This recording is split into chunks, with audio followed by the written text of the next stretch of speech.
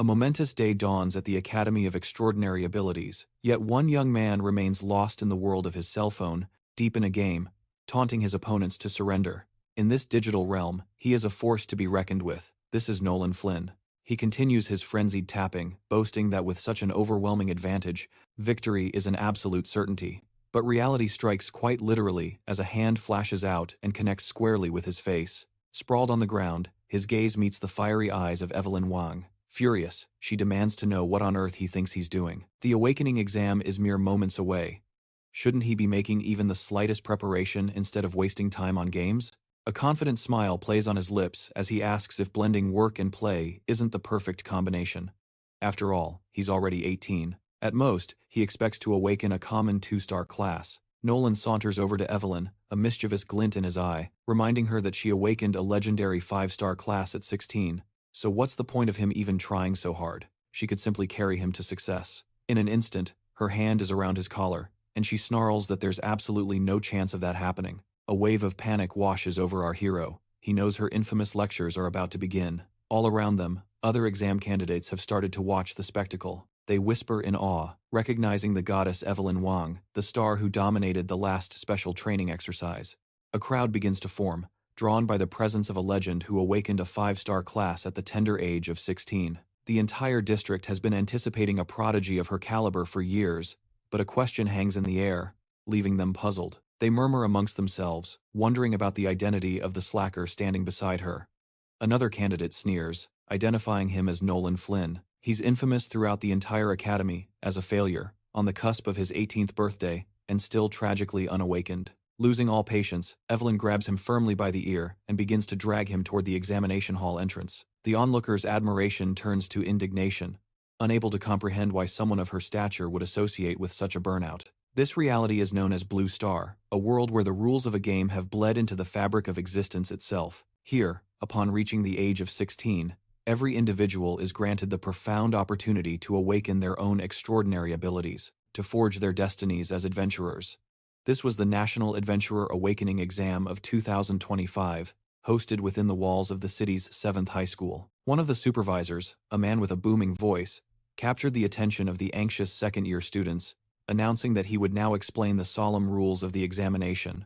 Once the regulations were clear, he roared that the next great hero could be sitting among them.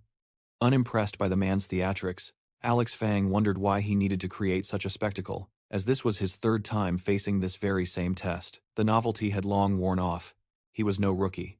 In another exam section, the instructor, Miss Evelyn Reed, calmly explained that when a student's name was called, they were to proceed to the designated area for the awakening ceremony. She added that those who were successful could then collect a standard set of equipment suited to their new class, and prepare for the practical evaluation. The line buzzed with nervous energy as candidates whispered about the classes they hoped for, but Alex remained detached in his boredom until the teacher's voice cut through the noise, calling for the next 3rd-year student, Fang. As he stepped forward, a wave of snickers and cruel laughter spread through the crowd. He greeted the teacher quietly, and she offered a gentle, reassuring smile. She urged him not to worry and to find his calm. At the awakening altar, she instructed Alex to place his hands on the crystal and empty his mind. He complied, but for a long moment, nothing happened, and the familiar, cold dread of yet another failure began to creep in. But just as he was about to surrender to despair, something shifted. The crystal had begun to react. The unexpected glow stunned everyone present into silence. Miss Reed stared, her professional composure momentarily shaken by the reaction. She thought to herself that if the stone was reacting, a class awakening was now a certainty. The brilliant blue light, she knew, was the unmistakable sign of a magic-based class. She began to explain to Alex that upon awakening, the world would feel different, but her words were drowned out by the light that enveloped him completely. Alex watched in shock as a system interface materialized before his eyes, informing him he had achieved a 1-star awakening. His learned skill, magic slime. A deep sense of pity washed over Miss Reed for the boy. After 3 long years, he had only awakened a single star. A wave of cruel laughter erupted from the other candidates, their voices urging him to flee before he could further disgrace himself. They jeered that refuse would always be refuse, incapable of becoming anything more. The instructor's voice cut through the noise, asking Fang which skill he had awakened, but an unnerving silence was his only reply. When she called his name again, he slowly turned, a profound uncertainty clouding his features, as if he couldn't find the words. She suspected he'd suffered a significant shock, judging by his prolonged daze. As her gaze settled on him, a pang of pity struck her. Despite it all, he was still just a one-star talent. The teacher offered him the gear, her tone, gentle but firm, instructing him to change and advance to the next trial without delay. A flicker of disbelief crossed his mind. Had he heard her correctly? His thoughts immediately raced back to the system's notifications. In the very instant of his awakening, the system had registered the event, confirming that the host had met the necessary criteria. This revelation had unlocked the system's activation, pulling him deeper into a well of intrigue he couldn't comprehend. The flood of information had continued, with notifications confirming the successful activation and his acquisition of its power. The system then began to elaborate on the passive abilities it had bestowed upon him. It revealed two distinct skills: Dark Origin and Mysterious Gift. The first, his Dark Origin passive, granted him a startling immunity, shielding him from the corrupting backlash of dark forces and negating the cost of casting prohibitive curses. Meanwhile, the Mysterious Gift passive was even more astounding, allowing him to cast a forbidden spell once every week, completely free of any expenditure. Yet, this incredible knowledge was a secret only he could see, a fact that only deepened his sense of wonder. He questioned everything. If the dark force was supposedly the most malevolent power in this world, why did he have it? And what was the meaning behind this mysterious gift? As he wrestled with these thoughts, another alert flashed in his mind, informing him that his magic slime ability had been detected. A transformation was about to commence, the very word sending a shiver of apprehension through him. Before he could even process the warning, a new notification declared the transformation complete. His humble magic slime ability had been reforged into something called Profane Earth Shield, leaving Fang utterly bewildered by the strange new power he now possessed. A sense of unease washed over Kong. The conversation had taken a dark turn, and the forbidden curse felt like a heavy, ominous shadow. This dread intensified as the practical test loomed. Standing before the shimmering portal that led to the trial, the instructor announced that groups of 50 would face the monstrous creatures within the Fuji Enchi Sanctuary, a trial designed to help them master their newly awakened abilities. However, he stressed, under no circumstances were candidates permitted to form alliances, nor were they allowed to direct their attacks at one another. A fleet of drones would vigilantly supervise the entire process. Chi Wei then urged everyone to quickly assess their powers, assuring them that their initial checks would remain private. On his system interface, Kong saw that his ability was active. The description was chilling: the Profane Earth Shield, a cursed magic that invoked a dark force from another realm to create a barrier, one powerful enough to obliterate any enemy that dared to draw near. He grew pensive, mulling over the nature of this cursed magic. The very words radiated danger, and if this was some form of malevolent power, he would be in grave trouble should anyone ever discover its secret.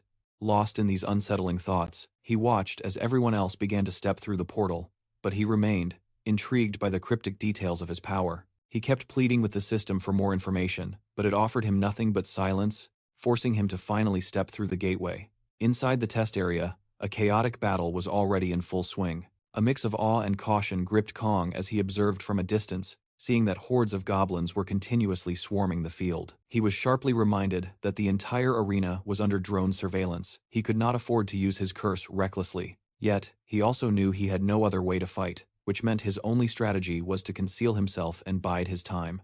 As if singling him out, a drone descended to hover directly above Kong. Meanwhile, in the test supervision room, Captain Joe, witnessing this on the monitor, erupted in frustration, demanding to know why. While others were fighting monsters and leveling up, that particular recruit was doing absolutely nothing.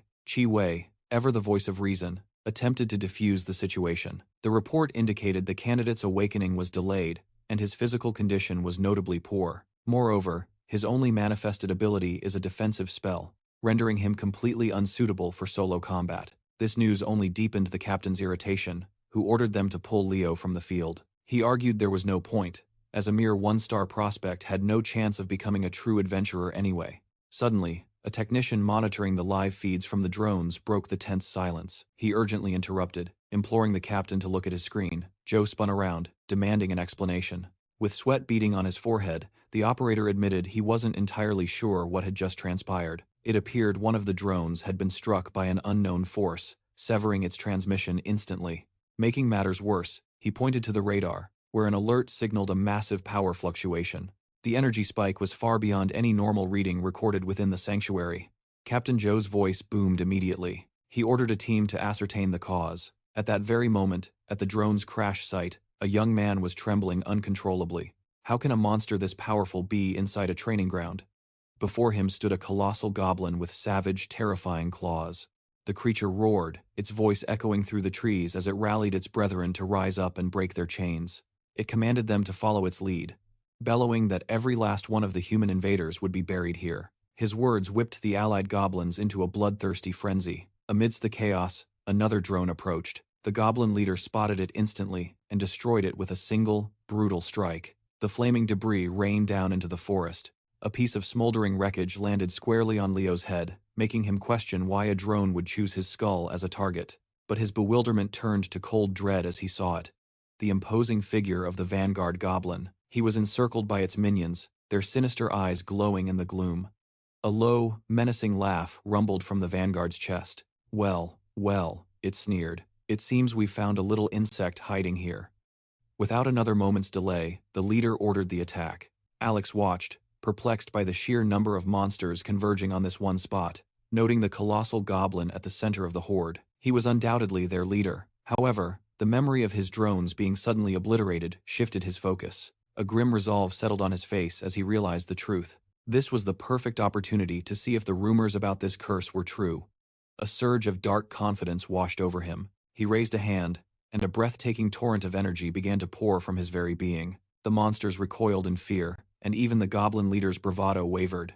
With a voice laced with sinister power, he unleashed his ability. "Profane Earth Shield," he roared, and from the ground, a legion of terrifying phantoms clawed their way into existence. Meanwhile, in the supervisor's command center, the lead technician urgently informed Captain Miller of the situation. He reported a total loss of transmission, followed by a sudden, massive surge of dark energy within the sanctuary's perimeter. The assessment was grim. A magical beast of at least king level had just appeared. Without hesitation, Captain Miller commanded them to scramble reinforcements and evacuate all civilians in the surrounding sectors, now.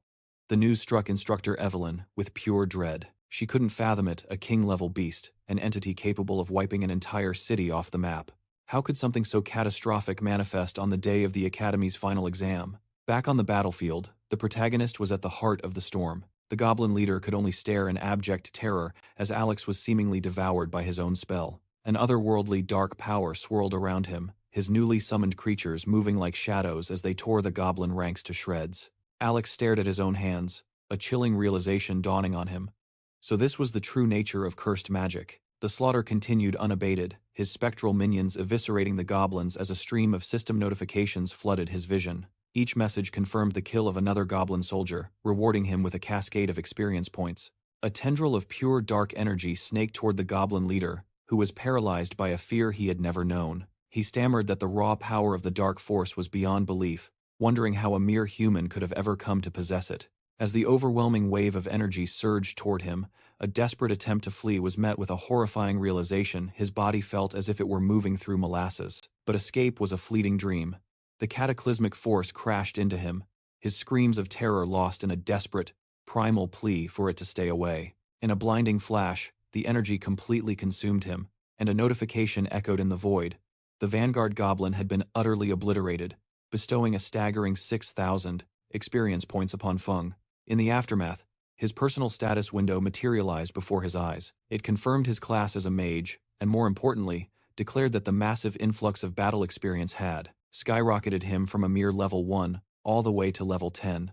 His current statistics were displayed: 0 health, 8 strength, 8 agility, a formidable 20 spirit, and 12 resistance. A wave of pure joy washed over him. Such a monumental leap in power was unheard of in all the practical exams of years past. The most gifted students were lucky to gain 1 or 2 levels. Yet, as the euphoria subsided, a seed of curiosity was planted. He mused that the experience yielded by common monsters was typically trivial. This incredible boost had to have come almost entirely from that single elite creature. Lost in contemplation, the real question surfaced. How could a monster of that caliber have possibly appeared within the controlled confines of the exam grounds? And as this unsettling thought echoed in his mind, the air shimmered, and a shower of brilliant items began to rain down from above. His eyes widened in astonishment. This was the loot dropped by the elite monster, and what truly took his breath away was that Every single piece of equipment glowed with the unmistakable aura of orange-quality gear. He focused his attention on the first item, the Vanguard badge. A sense of bewilderment struck him. He had never even heard of an item capable of permanently increasing a user's base attributes. The badge was indeed a consumable of orange quality, and its description confirmed the unbelievable. It would permanently increase his agility attribute by 10. His gaze then shifted to the next prize, the Shadow Claw of the Slayer. This weapon, too, was of orange quality, though it carried a steep requirement of level 20 for him to wield it. Its promised stats were phenomenal, granting an additional 13 points to strength and 16 to agility. Furthermore, it offered a 10% boost to attack speed, a 5% increase to his critical hit rate, and a 10% chance to activate a powerful combo, with a limit of 3 uses. Fang marveled at his new treasures. Though the claw was currently beyond his ability to wield, he instantly recognized their immense value on the open market. A surge of confidence washed over him. With this power, he felt ready to challenge formidable monsters and finally change his fortunes. But just as his ambitions soared, a chilling announcement from the supervisors shattered the air. All students were commanded to abort the test immediately and activate their teleportation scrolls to evacuate.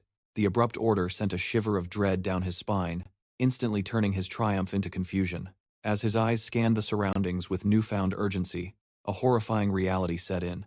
The entire landscape was a scene of utter devastation. He knew, with terrifying certainty, that the colossal craters scarring the earth were the handiwork of the dreaded dark force. The supervisor's command echoed once more, a final, urgent warning that spurred him into action as he crushed the teleport scroll. It was better to vanish without a trace, he thought, than to be discovered in this nightmare. One by one, the candidates materialized back at the starting point, a wave of confused faces, with Fang appearing among them. A supervisor wasted no time, his voice stern and absolute, ordering them to vacate the premises and return home at once. A frustrated Fang couldn't shake the terrifying thought of a king-level magic beast, or something even worse. He knew that even the combined might of everyone present would have been utterly useless against such a foe.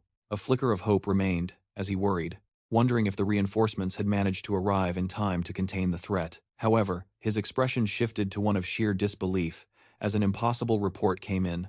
The source of dark energy had simply vanished. This news wasn't comforting. It ignited a deep suspicion within him. Could the monstrous entity have actually broken free from the sanctuary? Meanwhile, Chiwei listened intently to the frantic orders crackling through his communicator, realizing this crisis had spiraled far beyond their control. The command was clear: maintain order, prevent widespread panic, and immediately initiate the Academy's formidable magic seal. They would funnel everyone through a single, controlled exit, ensuring all non-essential personnel were evacuated swiftly and silently. She calls out, her voice cutting through the tension, asking if he's unharmed, seemingly unconcerned with the surrounding chaos. He quickly reassures her he's fine, but she fires back, her tone urgent, insisting he go home immediately, as the Academy is under temporary lockdown. She stresses that he must not return unless it's an absolute emergency. Later, a safe distance from the school grounds, Flynn and Yue Wang find a moment to talk. Yue Wang explains to Flynn that their instructor had the most unnerving expression she had ever seen, as though he were confronting an inescapable, deadly foe.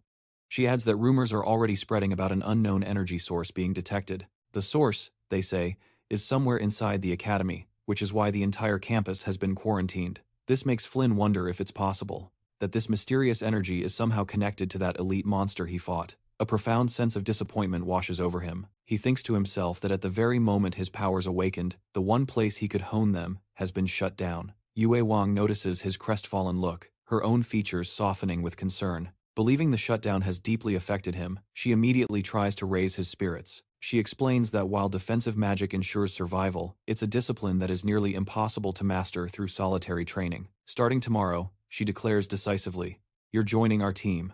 Trying to project an image of strength, he thanks her but politely declines the offer. He insists she shouldn't worry, claiming he can handle his training all on his own. He puts on a comically determined expression, picturing himself as a lone, powerful mage, but the harsh reality is that he cannot afford to expose his true nature. If anyone were to discover his forbidden dark magic, the consequences would be catastrophic. Yue Wang's expression turns serious. She points directly at him, her voice firm, stating she will not take no for an answer, and that tomorrow morning at 8 o'clock, they will all be expecting him at the West Gate. With her final word on the matter, she turns and leaves. Flynn is left standing alone, muttering to himself in a state of shock. He can't help but think that woman acts as if she's his wife, bossing him around with such authority. Breaking into a nervous sweat, he frantically wonders what his next move should be. He briefly considers inventing some excuse to get out of it, but just as quickly decides against it, knowing that clashing with her headstrong personality would be more trouble than it's worth. As he weighs his options, a clever idea begins to take shape in his mind, but the uncertainty of its success gnawed at him. With a flicker of hope, Fang directed his steps toward the Yuan Chong trading house. Gazing upon the colossal structure, he mused that certain armaments were inherently imbued with unique abilities. His plan was simple: acquire a piece of equipment with the dark slime ability, thereby creating the illusion that he was a genuine mage. As Feng crossed the threshold, he harbored a desperate hope that the system wouldn't twist the equipment's innate abilities into yet another curse. Moreover, this was a chance to liquidate the valuable drops from the creatures he had slain. A sales clerk approached with practiced grace, inquiring how she might assist him. He stated his purpose clearly. "I need to purchase an item with the dark slime ability," he explained. "Be it a weapon, a piece of armor, or an accessory." Her eyes held a flicker of condescension as she asked if he was a recently awakened student, proceeding to explain that, frankly, elementary spells like dark slime were hardly worth a specific purchase. She gestured vaguely, mentioning their stock of high-level equipment, far better suited for actual training, and offered to show him. He politely declined, stating it was unnecessary, as he only required a temporary solution. The grade of the equipment, he insisted, was of little importance. In her mind, this entire interaction was a colossal waste of her time. With an exasperated sigh, she called over a new trainee to assist him. "After all that fuss," she muttered, walking away, "it turns out he's just some penniless nobody. The newbie can deal with him." Feng was left standing in a state of quiet bewilderment. The trainee, however, arrived with a bright, genuine smile, asking how she could help. Feng patiently reiterated his request. She graciously led him through the inventory, where he began to test various items. An iron arm sparked a brief thrill of excitement, followed by a heavy hammer he couldn't even budge from the floor. Finally, Feng slipped on a simple ring and knew he had found what he needed. The trainee asked if the ring met his expectations. A warm, relieved laugh escaped him. "It's perfect," he said, sincerely thanking her for her patient guidance. Seizing the moment, Feng also inquired if they purchased items obtained from monster drops. She confirmed that they did, and offered to guide him to the appropriate department. She led him down a corridor to a door marked Identification Room, where a voice belonging to a Master Wang beckoned them to enter. The apprentice informed him that the young man wished to sell a piece of combat equipment. Leo then presented the claws, placing them on the counter. He requested a professional appraisal of the item and its true worth.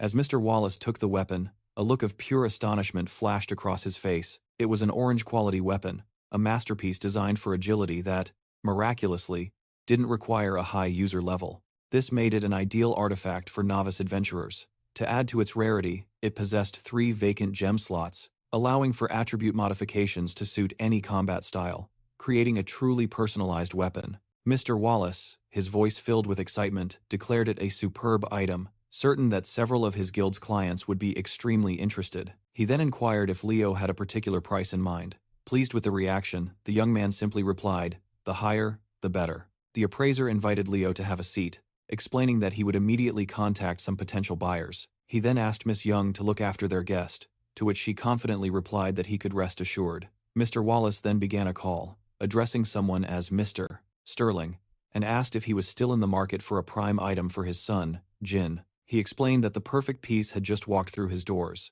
As Leo sat down, Miss Young gracefully served him tea. The appraiser soon returned, informing Leo that the equipment had been sold. The buyer, he announced, was willing to pay 50,000 crystals. After deducting the standard 8% transaction fee, Leo's take would be 46,000 crystals. The sheer size of the sum left both Leo and Miss Young utterly speechless. It was a life-changing amount of wealth. They both rose to their feet, still reeling from the shock of the news. Mr. Wallace stated that they could finalize the entire procedure right then and there. He assured them that once the paperwork was complete, the crystal transfer would be nearly instantaneous. Leo urged him to proceed quickly and, while the final preparations were made, asked to see some of their other high-end equipment. In another part of the hall, the other attendants were gossiping in hushed tones. A dark-haired attendant leaned toward the girl who had first dismissed Leo, asking with a smirk if she had something against handsome men. "Why did you brush him off like that?" she whispered. "Playing hard to get with a client like that?" She declared her preference for handsome men with wealth and power, scoffing that someone like him didn't even deserve to be in her presence. A short while later, from across the hall, the same attendants noticed the protagonist making his return. One asked if he was the client she had refused to serve, and her colleague, with tied-up hair, whispered that the young man had just sold a single piece of equipment for 50,000 crystals. The dark-haired attendant was utterly shocked by this revelation. She gasped that the amount was equivalent to 3 whole months of her salary, a realization that left the first attendant stunned and filled with regret. A wave of remorse washed over her as she wondered why she hadn't been the one to assist him. Meanwhile, outside, Miss Yang told Ethan that upon his return, he should simply ask for her by name. With a brilliant smile, she introduced herself as Xin Yang. The next morning, a cheerful and whistling Ethan walked to the meeting point set by Evelyn Wang. He was thinking about the night before when he tested the spells embedded in his new equipment, discovering they were completely unaffected by the system. This gave him immense peace of mind, knowing his true power would remain undetected. The protagonist arrived at the location and quickly spotted Evelyn Wang, calling out a greeting to her. However, he soon realized other people were greeting her as well. They were the core members of her guild, a mage, a shield warrior, a fearsome berserker, and a cleric. She introduced them to Ethan, but he immediately noticed the hostile glares from both the mage and the shield warrior. Puzzled by their open animosity, he wryly wondered if he somehow owed them money. A man named Liu Zhao then approached Evelyn, asking if she was preparing for her second transformation. Hearing this caught Ethan by surprise, as he recalled that a transcendence occurs every 30 levels. He then wondered if Evelyn Wang was truly about to reach level 60, a feat that would mark her as an undisputed genius. Liu Zhao then produced a vial, offering it as a celebratory gift. The item was an advanced agility potion. It had the power to permanently increase agility by 3 points, a fact that astonished his friends, who knew how valuable such an item was. His companions were taken aback by the gesture, as an item of that caliber was exceedingly rare and expensive. Liu Xiao scoffs at the very notion of price, claiming it's a paltry sum, merely tens of thousands of crystals. He declares that for him and Luna, such an amount is utterly insignificant, because the true issue is its sheer rarity. A potion of this caliber is something money alone cannot easily buy. He adds with a hint of pride that his own father had to pull countless strings and spend a fortune just to secure this one. With a polite but firm resolve, Luna Wang thanks him for the thought, but immediately urges him to take the gift back. A flicker of confusion crosses his face as he questions her, asking if her dream of entering the nation's most prestigious university has simply vanished. She turns away, her voice laced with ice as she states she has no need for his charity and that they have more important things to do. Stunned into silence, he watches her leave, but his shock quickly curdles into anger as his gaze locks onto Finn, a single, accusatory finger extending towards him. He spits out the words with contempt. "Are you really going to throw away your future for this? Nobody?" At that, she whips around, her expression a mask of pure fury. "Choose your next words very carefully," she seethes. A condescending smile plays on his lips as he retorts. "And what, exactly, is a 1-star, if not the very definition of worthless?" Finn sighs, a wave of sheer annoyance washing over him. He can't help but wonder what this guy's problem is, and why he's so fixated on him. The party's cleric, ever the peacemaker, attempts to de-escalate the volatile situation, quietly urging them that they should be on their way. But Liu Xiao violently shrugs off the attempt, roaring for them to mind their own business. He sneers, proclaiming that a pauper like Finn would be lucky to afford even a single, basic attribute potion. But Finn meets his arrogance with a mocking smirk of his own. With an air of utter disdain, Finn remarks, "It's just a potion that grants a measly 3 attribute points. You should stop parading it around like it's some divine treasure." Liu Xiao's face contorts with rage. "How dare you?" he bellows, his voice trembling with indignation. "How dare a bottom feeder like you speak to me that way?" The shield warrior steps between them, his voice a low rumble. "You're causing a scene, Leo," he says, his tone a clear warning. He then looks at Finn with a challenging glint in his eye. "Unless, of course, you have something more impressive?" A wicked smile crawls across Leo's face. "Let's make a bet. Show me you possess something superior," Leo proclaims, his voice ringing with absolute confidence, "and I will kneel before you without a moment's hesitation. However," he continues, his grin widening maliciously, "if you have nothing to show, then you will be the one to kneel and bow your head to the ground." In that charged moment, Feng revealed his item, locking eyes with Zhao Cheng, and telling him to prepare himself. He then turned to Wang Yue, offering it to her as a gift. Stunned, she whispered, "Is this the Pioneer's emblem?" It was a legendary artifact, rumored to permanently increase attributes, an item she had only ever heard of in tales. The mere sight of it sent a ripple of absolute astonishment through the entire crowd. Murmurs of disbelief spread. How could an item possibly exist that permanently raised attributes by more than 10? They concluded it had to be a clever forgery. With unwavering confidence, Fang simply replied, "Whether it's a fraud or not, there's only one way to find out. Try it." Her eyes remained fixed on the emblem, her expression a mixture of hope and doubt, uncertain if she should accept such a treasure. But the protagonist's voice was a steady reassurance. "Don't worry," he told her. "I found this at my house. It feels like it was destined to find its way to you," he declared, then shouted for all to hear. "Use it quickly." Spurred by his words and the eager anticipation of the crowd, she activated the item, and a brilliant surge of energy enveloped her arm. A gasp swept through the onlookers. Beaming with joy, she confirmed that her attributes had indeed risen. The cleric was left speechless, while the shield warrior and Zhao Cheng stared in utter disbelief. "He must have stolen it," Zhao Cheng accused, unable to accept the truth. Feng simply smiled and said, "Then it's time for you to honor your promise immediately." Zhao Cheng outright refused, but Wang Yue challenged him. "Are you not a man of your word? Are you going to go back on it now?" He desperately scanned the faces around him, searching for support, but was met only with contemptuous glares. Trembling with humiliation, he slowly began to bend his knees, ultimately collapsing to the ground before the protagonist. Satisfied with the outcome, Feng declared it was time to leave and offered a general farewell to the onlookers. "We'll see you all around," he said. She started to apologize for the trouble, but Feng gently stopped her. "Please, don't," he interrupted. "Our kind of relationship doesn't need formal apologies like that." With a warm smile, he insisted she didn't need to accompany him, expressing his wish for her to first achieve the second transformation and secure his place in the nation's top university. A goal made difficult, because with her by his side, his training had become tragically inefficient. Sensing his struggle, she urged him not to lose heart and presented him with a book, a personal gift, just for him. Unsure of its contents, he hesitantly asked if it was a skill book. She confirmed it was, telling him that when his level was high enough, he should master the abilities within. Feng's eyes widened in disbelief, asking if every single one was of purple quality. He remarked that, judging by their appearance alone, they must have been incredibly expensive. She simply replied that their cost was nothing compared to the value of the item he had given her. A smile touched his lips as he closed the book, accepting her gesture. The scene shifts to the foreboding dungeon known as the Sinister Cemetery, where zombies clawed their way from the earth, lurching forward to attack. In an instant, 2 projectiles streaked through the air, each finding its mark with a sickening impact directly to the head, obliterating the undead creatures entirely. The archer was Wang Ye, her bow drawn with deadly precision. The protagonist felt a surge of pride in her success, but it was quickly soured by the bitter thought of how little experience this place offered. Still, he couldn't bring himself to reveal to Wang Yue that he had already ascended to level 10. At that moment, her communicator began to ring. Answering the call, she listened as her friend relayed an urgent message that had just come through.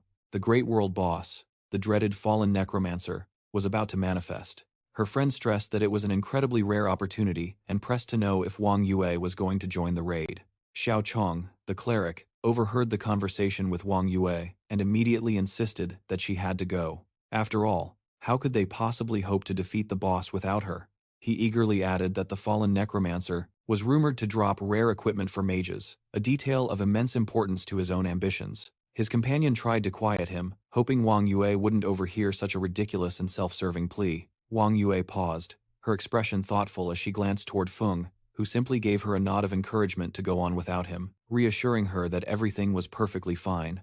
After all, they were navigating the same dungeon, and she could always resume her training later. Taking a deep breath, she conceded that it was all right then, but urged Feng to head toward the safe area and await her there. He offered a warm smile and agreed without hesitation. She turned and walked toward her group. The moment she was gone, Feng's expression twisted into a sinister smirk. He whispered to himself that he was finally alone, and with the great boss potentially appearing, it seemed this was destined to be his lucky day. Brimming with confidence, he affirmed that fortunately, he had long prepared for this occasion and had even learned 2 new skills. In any event, each could be used once for free, so it was far better to possess as many curses as possible. A system notification chimed, informing him that his passive ability, Mysterious Gift, would permit him to cast forbidden spells once a week without any cost.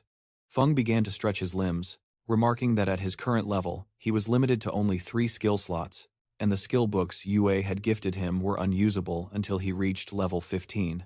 In another corner of the ominous cemetery, Hordes of monsters swarmed the landscape as a guild watched the unfolding chaos from a distance. Their tank warrior reported that the great boss was manifesting in the dungeon's deep tower, meaning they had to eliminate everything in their path to reach it. He commanded them to be exceptionally careful, emphasizing that the dungeon's difficulty was severe and the creatures within were incredibly dangerous.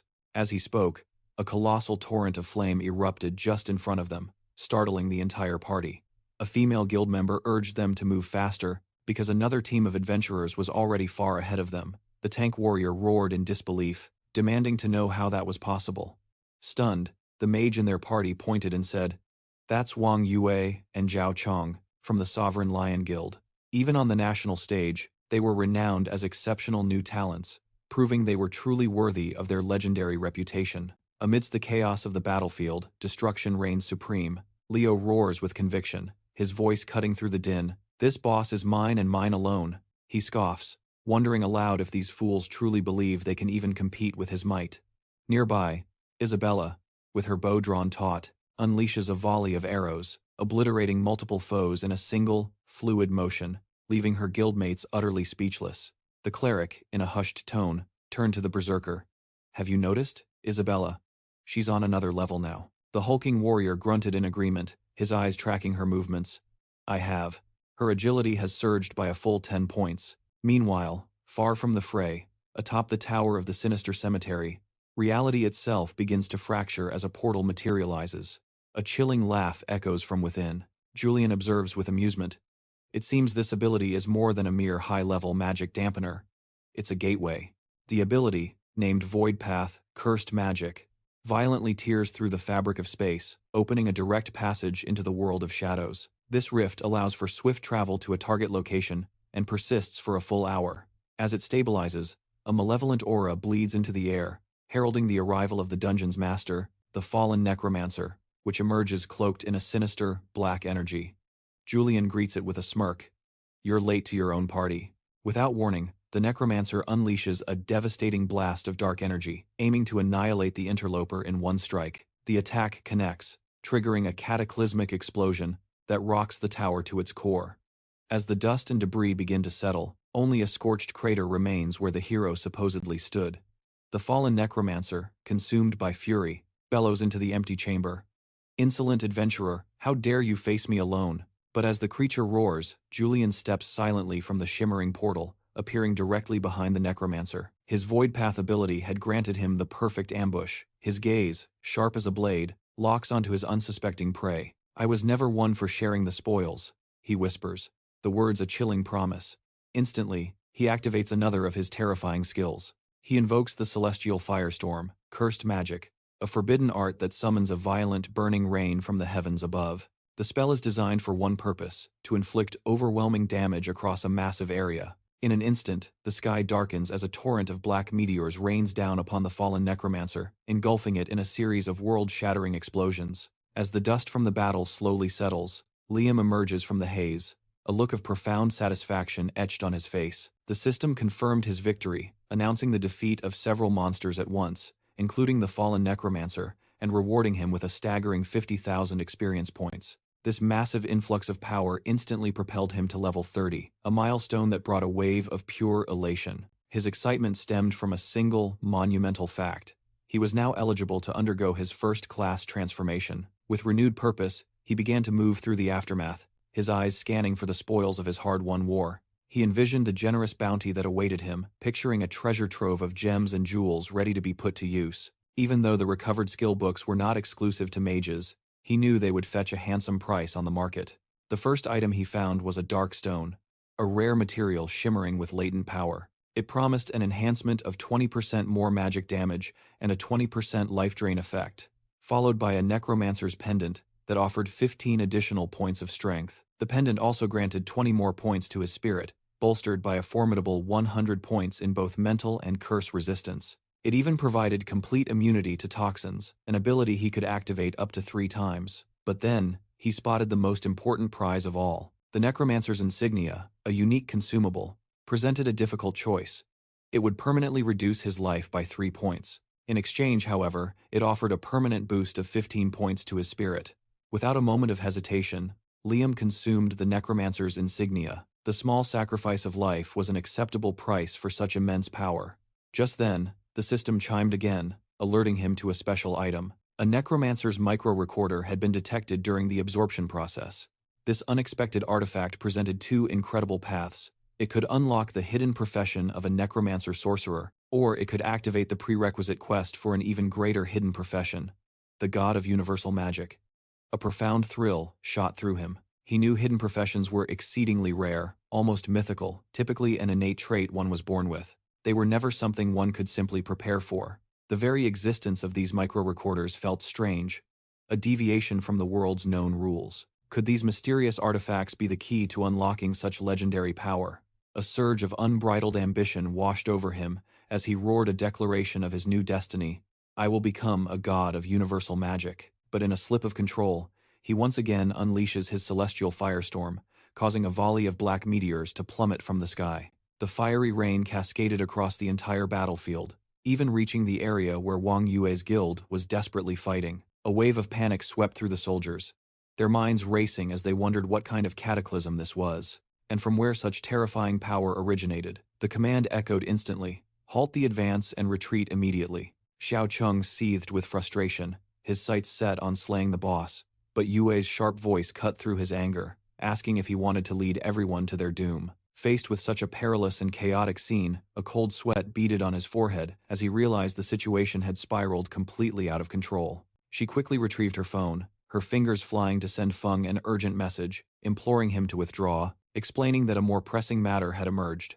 However, Fang was already one step ahead, having departed moments before. He was just arriving at the Jin Tai transformation hall. Stepping inside, he observed the sparse, quiet interior, noting the distinct lack of people. As he scanned the room, he sensed a presence and turned to find a woman standing there, who offered him a polite greeting. She inquired if he was there for the transformation mission, to which he confirmed. She politely asked him to wait a moment, explaining that she first needed to register his information and began to inquire about his personal details. While inputting his data, she privately mused that he had only managed to awaken as a mage at the age of 18. His qualifications, she thought, were somewhat underwhelming. Standing up, she gestured for the protagonist to follow, pointing him toward the mage transformation sector just a short walk away. Inside the designated area, she explained that he simply needed to follow the posted instructions, and then informed him that she would be taking her leave. If you require any assistance, please don't hesitate to call, she added. He offered his thanks as she walked back to her station. Upon her return, she found someone waiting for her. It was Captain Zhao, and his expression was etched with deep concern. She immediately asked if something was wrong, and he relayed that his team had just returned from investigating the area. The sinister cemetery, he explained gravely, had sustained catastrophic damage, yet the source of the immense energy surge remained a mystery. However, their assessment suggests the threat level could potentially surpass even that of a king. Her interest piqued by the gravity of the situation, she questioned, 2 king-level threats in just 2 days? Zhou affirmed grimly, precisely. That is the very reason the High Command dispatched me to this location. His gaze met hers, sharp and direct, as he gave the order, summon the Lone Shadow. They must intervene immediately. Within the ethereal glow of the transformation room, the system presented Feng with 2 diverging paths. The first was the Necromancer's inaugural transformation quest, to retrieve a sacred mission item. The artifact, known as the Blood King's Rope, was sealed within the phantasmal realm called the Labyrinth of No Illusions. The time limit was 3 days, and the difficulty was a daunting Class A. The second path was that of the God of Universal Magic. This was a prerequisite for the first transformation mission, also demanding the retrieval of a key item. The sacred emblem, nestled deep within the phantasmal realm known as the Temple of the Resplendent Sunday. The deadline was also 3 days, yet the difficulty soared to an unprecedented Class S. Feng, intrigued, wondered why there were 2 options. He also observed that the path of the God of Universal Magic was merely a preliminary trial, a hint of something greater. Despite the immense challenge, he made his choice, accepting the latter, and a system notification chimed in response. It stated that it was re-verifying his information, pending the successful completion of the arduous transformation mission. With his path now set, he turned and prepared to depart from the chamber. As Feng descended the grand staircase, he marveled at the nature of his hidden class.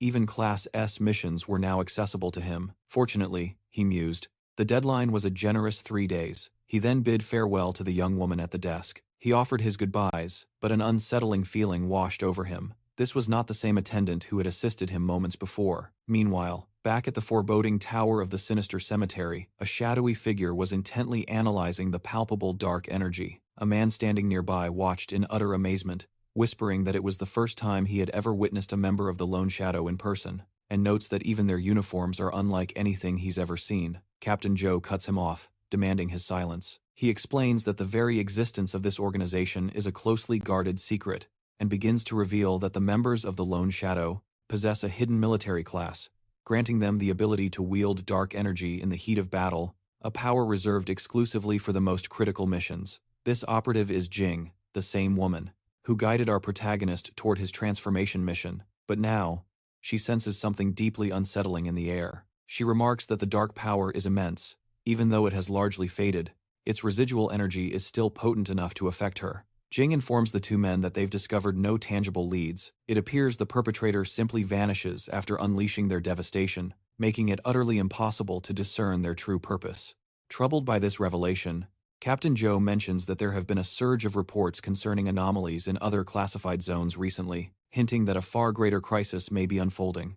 He questions if there could be a link to their current predicament. Jing replies that it's difficult to be certain, but she will consult her superiors and request immediate reinforcements. Joe presses further, wondering just how concerned the nation's leaders are, if they're willing to dispatch the infamous Lone Hurricane from the elite Lone Shadow unit. The officer with glasses then approaches, asking if she can confirm whether the source of this destruction is a monster, or if there's any possibility that it could be a... Jing interrupts him sharply, her gaze piercing as she asks if he was implying that the one responsible could be someone like her, a mutant. He quickly stammers an apology, insisting that was not his intention.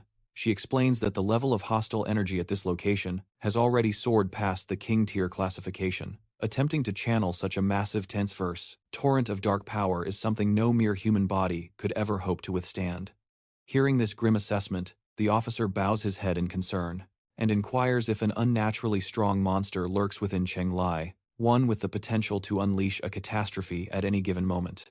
Jing confirms this grim reality, revealing that it seems to be cloaked in the shadows, and they must unmask it with utmost urgency. In another part of the city, at Feng's residence, he finds a strange solace in the darkness of his room. He settles in, envisioning the moment he reaches level 30, unlocking 4 additional skill slots, and plans to begin by mastering the 2 tomes gifted to him by Wang Yue. Suddenly, a system message materializes, informing him that a potential fusion between the skill's Arcane Shield and the curse Impure Shell had been detected. The fusion was executed automatically, and as a result, the passive skill, Guardian of Impurity, has been acquired. He lays his hand upon the system panel to examine the newly learned skills information, where the system explains that the passive skill, Guardian of Impurity, activates automatically upon being attacked, absorbing 100% of the damage channeled by the impure shell, with a threshold equivalent to the damage the shell itself inflicts. The impure shell then gradually regenerates once the assault has ceased. Feng is delighted to discover that curses can merge with low-tier spells to manifest entirely new effects, granting him yet another layer of defense. Conventional damage is now utterly useless against him. His thoughts then drift to the other book, wondering what secrets it held. The system chimes in, announcing its detection of a new skill, Falling Meteor, with a possible fusion alongside the curse Impure Shell and Celestial Fire Rain, which was also executed automatically. The passive skill, Master of the Elements, Earth, has been learned, amplifying the effects of all his Earth-based spells by 20%. Gazing at his current skill set through the system, he reflects on the 4 skill slots that remain empty, prompting his decision to acquire more spellbooks at the Yuancheng trade market. As a new day dawns, our protagonist sets out for the marketplace. He steps inside, walking past a receptionist who recognizes him instantly, her mind flashing back to his previous visit. She intercepts him with a warm greeting, but he curtly states he is looking for Miss Yang Xin. She playfully tries to charm him, explaining that Xin is currently attending to another client, and informed him that today, she would be his personal guide. Feng politely declined, stating that he preferred to look around on his own. Her face flushed with anger, as she questioned if he was even a man, and how he could possibly refuse her generous offer. Undeterred, she hurried after him, insisting that he shouldn't worry, as assisting him was simply part of her duties. Just then, a familiar voice called out his name as someone rushed toward them. It was Xin. Fang smiled, asking if she had already finished her work for the day. Panting and trying to catch her breath, she explained that she wasn't busy, but had just been grabbing a bite to eat when a colleague told her he had arrived. Hearing this, she had come running. Fang apologized for pulling her away from her meal and promised to treat her to a proper dinner later to make up for it. Blushing, she stammered, questioning how she could possibly accept such a kind gesture from him. The other receptionist could only watch their interaction from the sidelines, her expression darkening with envy at being so easily forgotten. Inside Wang's office, Fang placed the two ancient-looking books on the table, formally requesting to purchase them from the association. He added that he was also interested in acquiring some mage skills. Wang agreed without hesitation, asking Miss Shin to escort Feng to the archives. Wang's mind lingered on the young man. The last time, he had acquired a rare orange-grade weapon, and now, he returned for purple-tier skill books. A deep curiosity about Feng's true identity began to stir within him. He decided it would be wise to have someone discreetly investigate his background. As night fell, the two found themselves sharing a meal at a cozy restaurant. The evening was filled with easy laughter. Feng raised his hand to call for the check, only for Shin to reveal that she had already taken care of it. A wave of embarrassment washed over him as he asked why, reminding her they had agreed it would be his treat. She offered a playful smile, denying any such agreement and explaining she had her own reasons for inviting him, so he shouldn't give it a second thought. As they stood to leave, a completely baffled Feng asked what possible reason she could have. She just laughed, calling it a secret. Feng insisted that this meant he now owed her a dinner. Shin told him not to worry about it, promising they would talk later. She mentioned she had to be somewhere else and was grabbing a taxi. He simply nodded, telling her to have a safe trip. Once inside the cab, the driver asked for her destination. She replied, "Municipal Hospital Number 2. Her thoughts drift to her father resting in a hospital bed, and a silent wave of gratitude for the protagonist washes over her. A warm smile graces her lips as she calculates the substantial commission she just earned, her imagination running wild. She realizes with a jolt of pure happiness that she can finally cover her father's medical expenses for the month. However, in the blink of an eye, that fragile moment of peace is utterly shattered. The taxi lurches violently as a monstrous claw rips through the driver's side, painting the interior crimson in an instant. Shin is frozen, horrified by the gruesome spectacle. In that same heartbeat, the sky above cracks open, revealing a swirling, malevolent portal. From its depths, grotesque creatures begin to pour forth. Acting on pure instinct, she shoves the car door open and throws herself outside. She smacks against the hard pavement, her senses reeling, completely oblivious to the hulking beast now perched atop the vehicle's wreckage. Utterly bewildered by the catastrophe, she questions what is happening and why monsters have suddenly materialized in a designated safe zone. Her confusion is short-lived, however, as she senses a looming presence directly behind her. Simultaneously, a new figure emerges from the portal above. This being radiates an unimaginable power and offers a chillingly sinister smile. A nearby explosion erupts, sending the closest monster into a rage. The blast came from Shin, but disappointment immediately sours her defiance. This creature was clearly on another level entirely. She was, after all, a mere level 1 mage, with a humble 1-star attribute.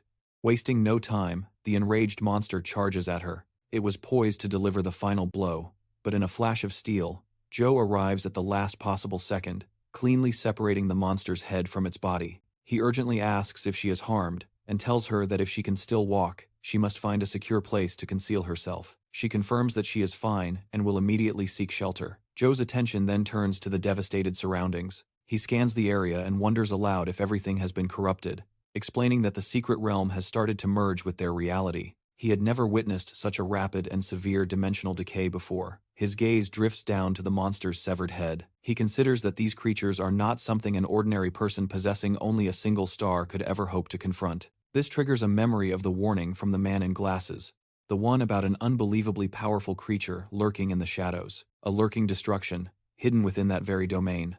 The thought, once dismissed, now felt chillingly possible. But his contemplation was shattered by the sight of a colossal hand descending upon him, forcing a desperate, last-second evasion. The nature of the assault baffled Joe. Was he facing some kind of grotesque mutant? From the shadows, a sinister figure emerged, its voice dripping with contempt.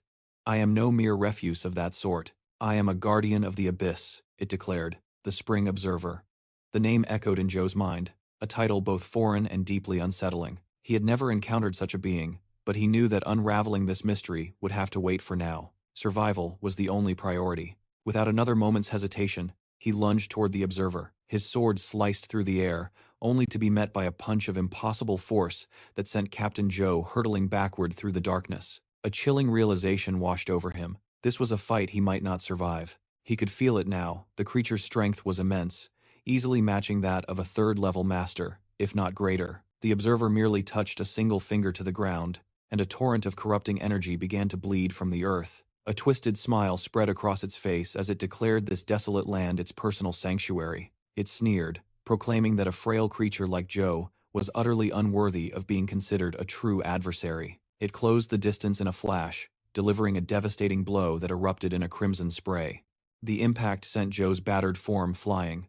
A cruel, triumphant laugh echoed as the observer reveled in its newfound power. It exclaimed that merely standing on this soil felt like an endless surge of might flowing into its very being.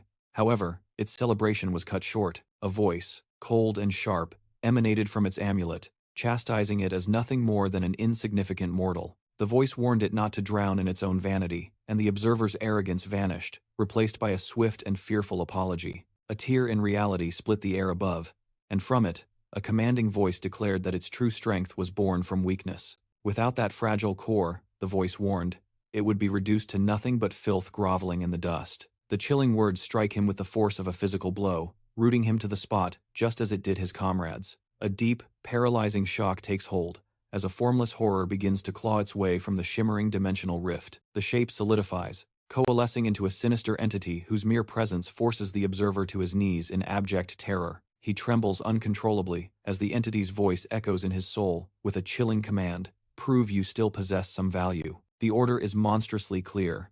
Use the inhabitants of this city as offerings to establish her dominion over this world. Shaking violently, he can only whisper his understanding. In that very instant, a curtain is suddenly pulled aside. It was Leon, who freezes, utterly stunned by the nightmarish scene before him.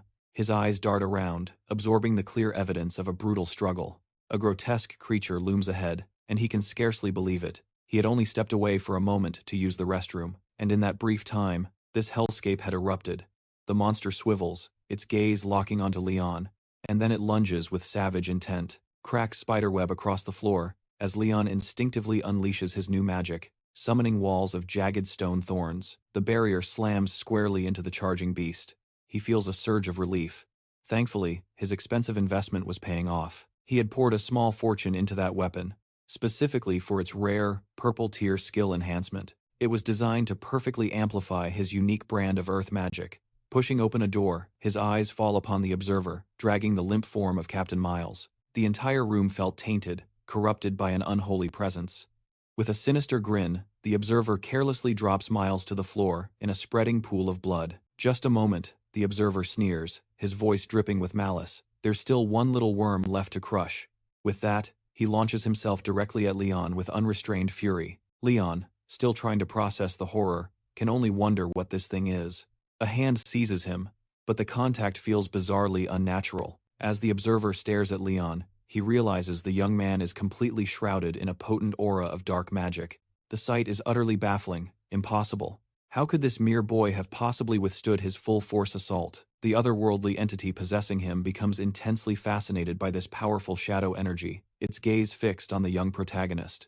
It senses a power that transcends the ordinary, an anomaly in this world that draws it in with an almost magnetic, irresistible pull, for its presence felt more terrifying than death itself. Fang speculated that this adversary was immensely powerful and worried if it might unleash some forbidden curse upon the city. He snapped his eyes open, releasing a torrent of concentrated energy which utterly obliterated the shadowy casing that enveloped the observer's arm. Instantly, the entity severed its mental control over its host, causing the man to scream for his master to return. However, the entity coldly informed him that the user he was calling was out of service and that he would have to handle the situation alone.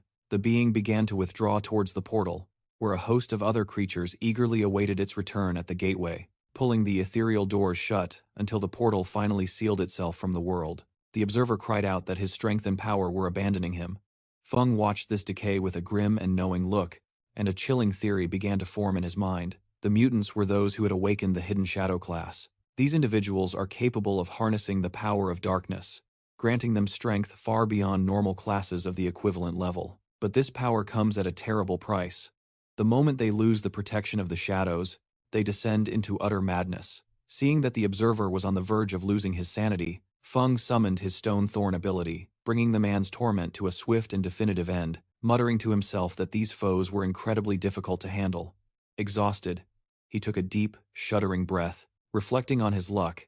He had been able to focus everything on his assault without once worrying about his own defense. A sense of urgency gripped him as he realized he needed to collect the items that had fallen to the ground first before prying eyes could notice, and then retreat to safety as fast as he could. In another quarter of the city, Jing and an aide moved through the chaotic aftermath. The assistant reported that the monsters had finally retreated, and that the strange distortion in the field had also dissipated. Jing grew pensive, knowing 2 destruction-class spells had warped reality, each appearing without warning and vanishing in the exact same inexplicable manner. What could their endgame possibly be? Jing mused aloud, her voice tight with concern, before turning to her aide to inquire about the status of the other sectors. Her assistant reported that their defenses were holding strong across the board, with one grim exception: the squad stationed in the southern district of the city. That unit had suffered catastrophic losses, and with communications severed, their current situation remained a terrifying mystery. A knot of dread formed in Jing's stomach as she recalled that the southern sector was under the command of Captain Zhou. "I'm going myself," she declared, her decision absolute. She needed to see the situation on the ground firsthand. Meanwhile, Duan stood over the corpse of the observer slain by the protagonist, his expression a mixture of curiosity and cold calculation. He surmised that the fallen observer must have been stripped of everything valuable he carried.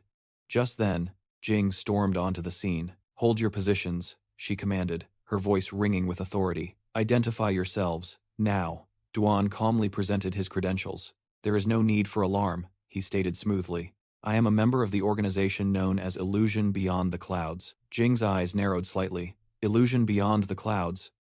Isn't that the rumored shadow organization, the one composed exclusively of elite combatants?" "The very same," he confirmed with a slight, knowing smile. "Your information is precise. I've heard your kind operates strictly in the shadows," Jing pressed, her suspicion evident. "So why reveal yourselves here and now?" He turned, his gaze falling upon the body gruesomely impaled by stone thorns. "Our purpose here," he said gravely, "is because of him." He elaborated, explaining that the deceased was once a brother-in-arms, a companion who had ultimately betrayed their entire order. This traitor had aided the invasion of their reality through the dimensional distortion, personally guiding the monstrous hordes to assault their encampment. The result was a massacre. Save for a handful of survivors, everyone they knew had been mercilessly slaughtered. Jing, captivated by this dark tale, asked, "Did his death put an end to the invasion?" Duan then gestured to his former comrade and asked a question of his own. "Was it you who killed him?" "No," she replied, a new layer of worry creeping into her voice. "And what's worse, we have no idea who did." "That doesn't surprise me," Duan sighed. "He was exceptionally cunning, always preferring to lurk within the distortion's veil. I hunted him on countless occasions," he admitted, "but he always managed to slip through my grasp." It was then that Jing interjected. "Captain Zhou. He wielded power equivalent to 3 transformations, and yet, despite such might, he was utterly vanquished." Both were captivated by the development, beginning to question if someone of that caliber truly existed in Su Chang.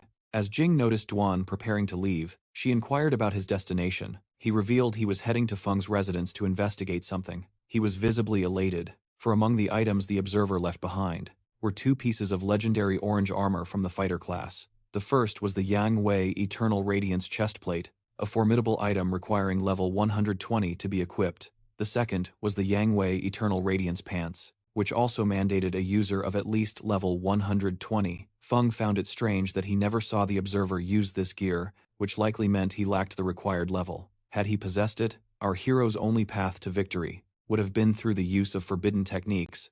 He then picked up the discarded pendant, finding it exceptionally odd. It bore no specified quality, and all of its information was shrouded in mystery, marked simply as unknown. Deeply intrigued, he toyed with the artifact, pondering aloud if some ancient god was sealed within its core. Unbeknownst to him, through that very pendant, a hidden observer watched from another plane. It was the distortion entity. It breathed a sigh of relief, muttering about its quick reaction in closing the dimensional rift just in time, desperately hoping its presence had gone unnoticed. The entity watched as Feng examined the pendant, growing alarmed when the boy wondered aloud if someone was inside, a thought that filled the creature with dread. It shrieked an internal command to sever all connections, terrified of revealing its location, leaving its minions trembling in fear. The entity felt a cold sweat, whispering that the shock had nearly given it a heart attack. It was mystified, wondering how the protagonist could have possibly detected its presence. The following day, at the city hospital, Captain Joe explained to Jing that it was that very young fighter who had rescued them all. He began to recount the events, stating that the moment their foe laid eyes on the boy, its first impulse was to escape. Without a moment's hesitation, it tore open a rift within the distortion and vanished into the void. Jade remarks that she can faintly sense its power was in no way inferior to her own, a fact her bespectacled colleague finds deeply unsettling. He couldn't comprehend how a being of such immense strength managed to simply slip through their fingers. Apparently so, she concedes, her mind racing with possibilities. Perhaps it was merely passing through, or perhaps it was in hiding. Regardless, the existence of this great mystery has certainly been recorded, in a way that transcends the conventional magical signatures from last night. The battlefield itself offered no other clues. Leo chimes in, admitting that the mere thought of such a powerful entity living nearby would make him feel infinitely safer. Her colleague then proposes he has a rather wild theory to share. Jade, lost in thought, prompts him to elaborate. He leans in, asking, "During last night's battle, were there any traces of dark power detected?" She confirms his suspicion, attributing it to the presence of several ancient distortion monsters that had appeared. "This is a crazy idea," he begins. "But what if this great mystery is also some kind of variant? After all, destructive spells of that magnitude often cause harm to both sides." But before he could finish his train of thought, Leo cuts him off, dismissing the idea as impossible and accusing him of simply overthinking things. Jade, however, remains silent, pondering his words and weighing the terrifying possibility that he might be right. At that very moment, our protagonist, Finn, arrives to complete his own mission, formally introducing himself. He politely inquires if this is the correct location to undertake the class advancement quest. As Finn steps inside to begin his task, he scans his surroundings, a flicker of doubt crossing his face. He wonders aloud if this place could truly be the fabled Temple of Solar Radiance. Unbeknownst to him, a figure watches from the shadows. That figure is Dylan. We flash back to an earlier time at the trade market, where Dylan was being introduced by the receptionist. A merchant named Mr. Wallace greets him, noting that he heard Dylan was interested in acquiring a 4-transformation scroll, the fighter armor set, and asks for confirmation.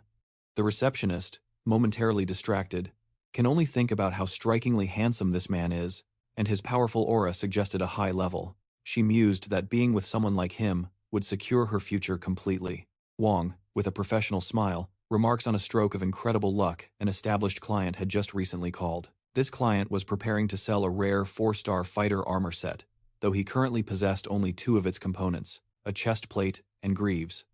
Duncan's demeanor instantly sharpens as he demands to know the seller's location. Wang explains regretfully that the client is unable to come to the shop at this exact moment. A thought crystallizes in Duncan's mind.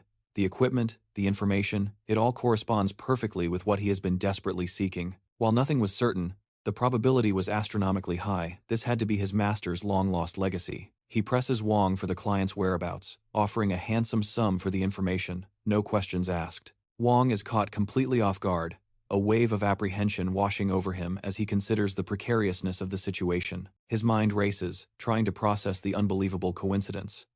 The young protagonist calls to sell a specific set, and moments later, this imposing gentleman appears, desperately seeking that exact information, as if they were conspiring together. Trying to manage the situation, Wang recalls the young client mentioning he was traveling to the neighboring city to resolve some personal business, but offers to call and confirm. When Wang turns back, he's stunned to find that Duncan has vanished. He quickly asks the receptionist if the man truly left.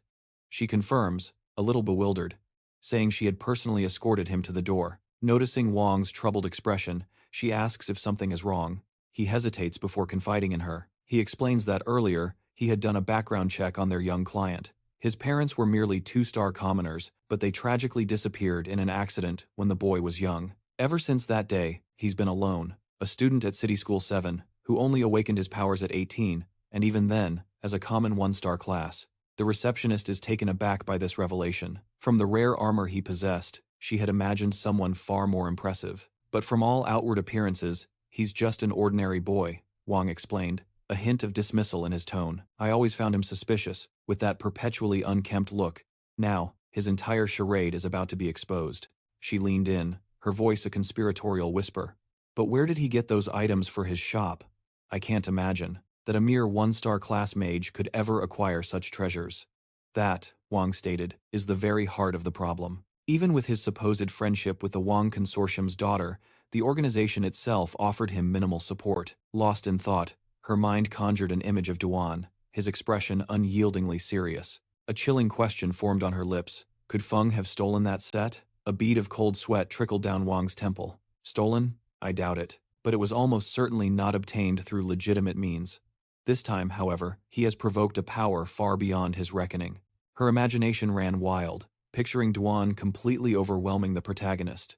A 4-star mage was, after all, an elite power even within the formidable Beishan province. Returning to the present, Duan's analytical gaze remained fixed on the young man. He had to concede, he was impressed. For someone so young to single-handedly repel a distortion, invasion was a feat that defied all logic. Even seasoned masters like his own had fallen to distortion bosses. And yet, he mused, the intelligence suggests the master set is in his possession.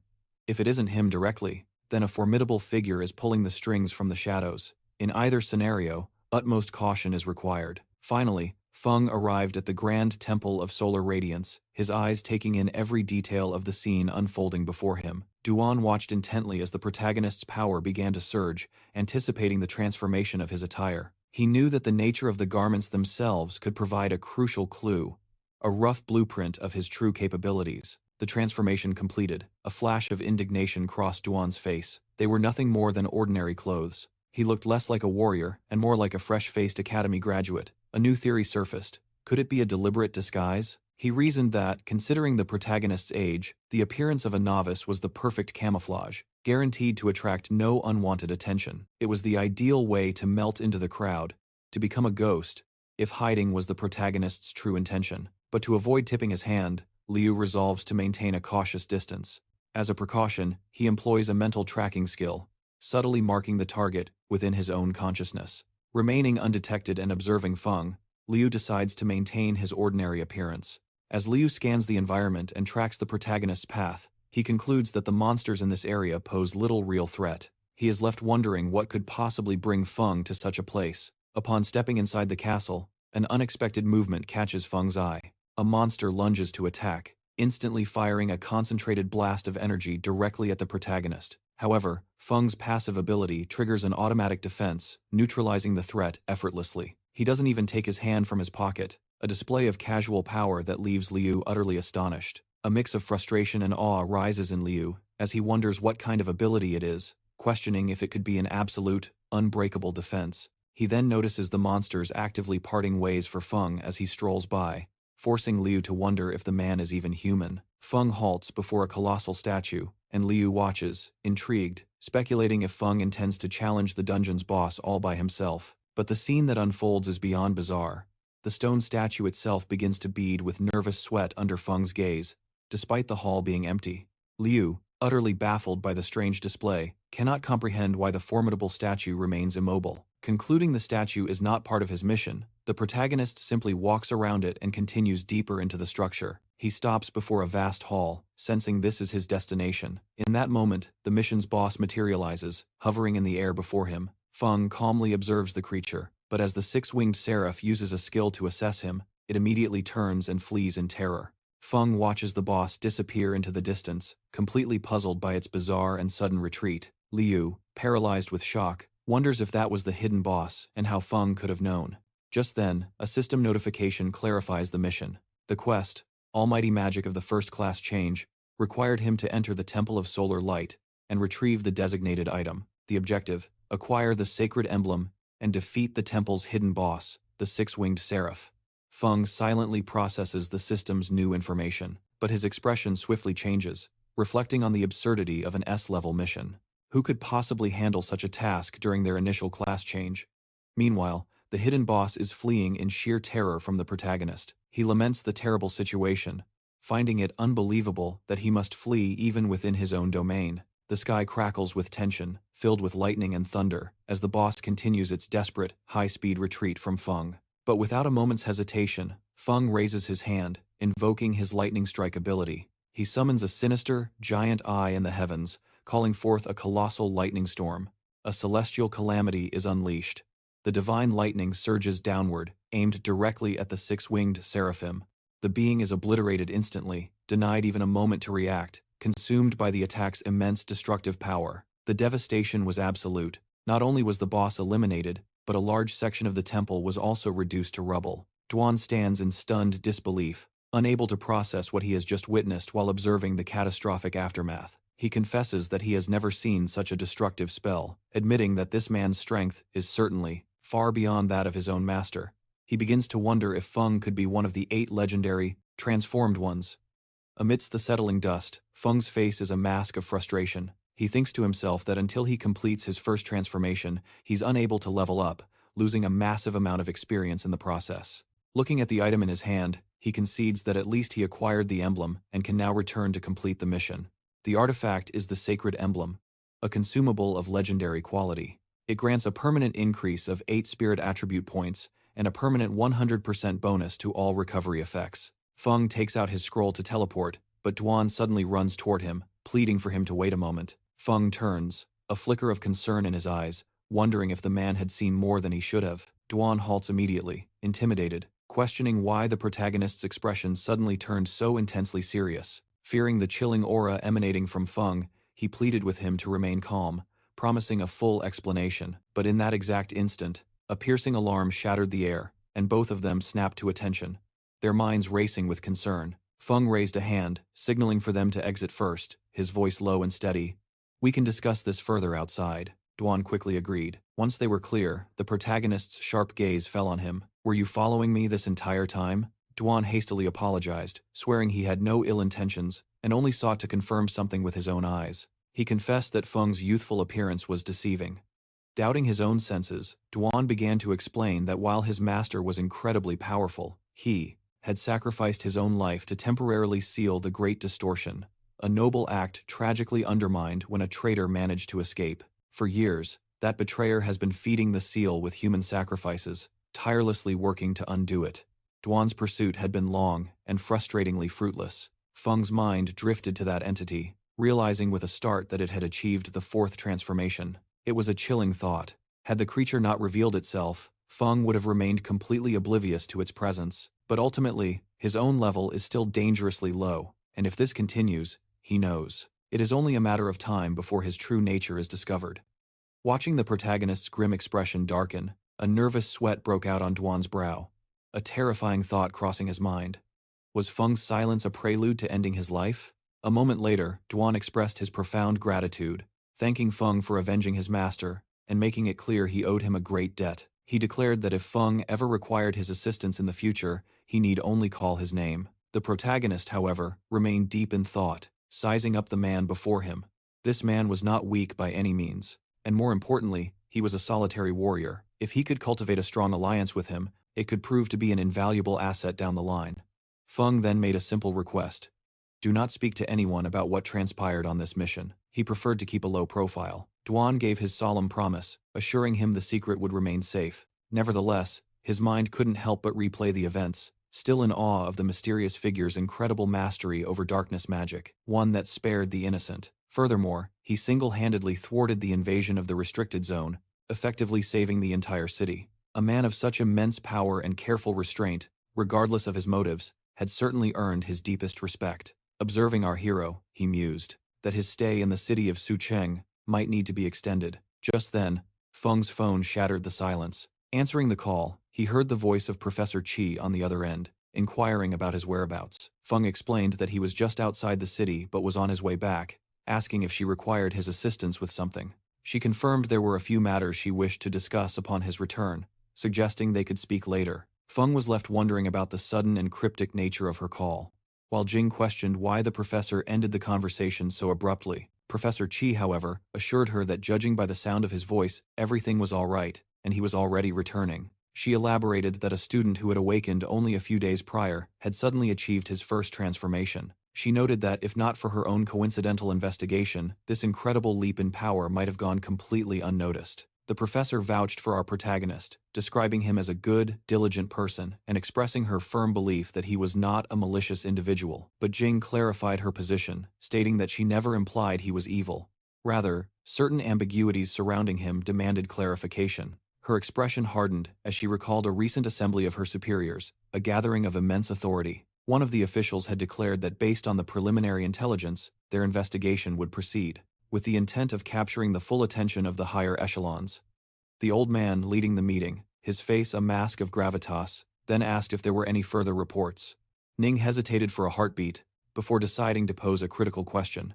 Did they believe the 2 catastrophic destruction spells in Sucheng were the work of mutants? Her query cast a heavy silence over the room, until the old man replied that she herself was a mutant, so why would she ask such a thing? He then sternly reminded them that mutants, by their very nature, wield the power of darkness, but such power always exacts a corresponding toll. The mightier the mutant, the steeper the price they are forced to pay, a price paid with their very lives, their sanity, or even their humanity as they twist into grotesque monsters.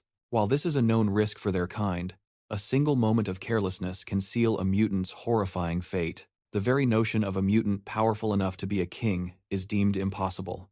The man with the spiked hair scoffs, accusing her of losing her mind. A king-level mutant? He sneers, remarking that only she could conjure such an absurd fantasy. Continuing his mockery, he asks if she has a fondness for fairy tales, suggesting she should try writing one herself. Jing remains unfazed, stating clearly that she is merely exploring every possibility. Whether he chooses to listen is his own concern. He flashes a condescending smile, conceding the point, but immediately clarifies his own stance with biting sarcasm, saying that his team must be utterly incompetent if they've somehow failed to uncover something so significant. He then vows that if a king-level mutant truly exists, he would gladly sever his own head and let her use it for a game of catch. An older gentleman clears his throat, cutting through the tension to announce that an investigation team has been dispatched to the city of Sucheng.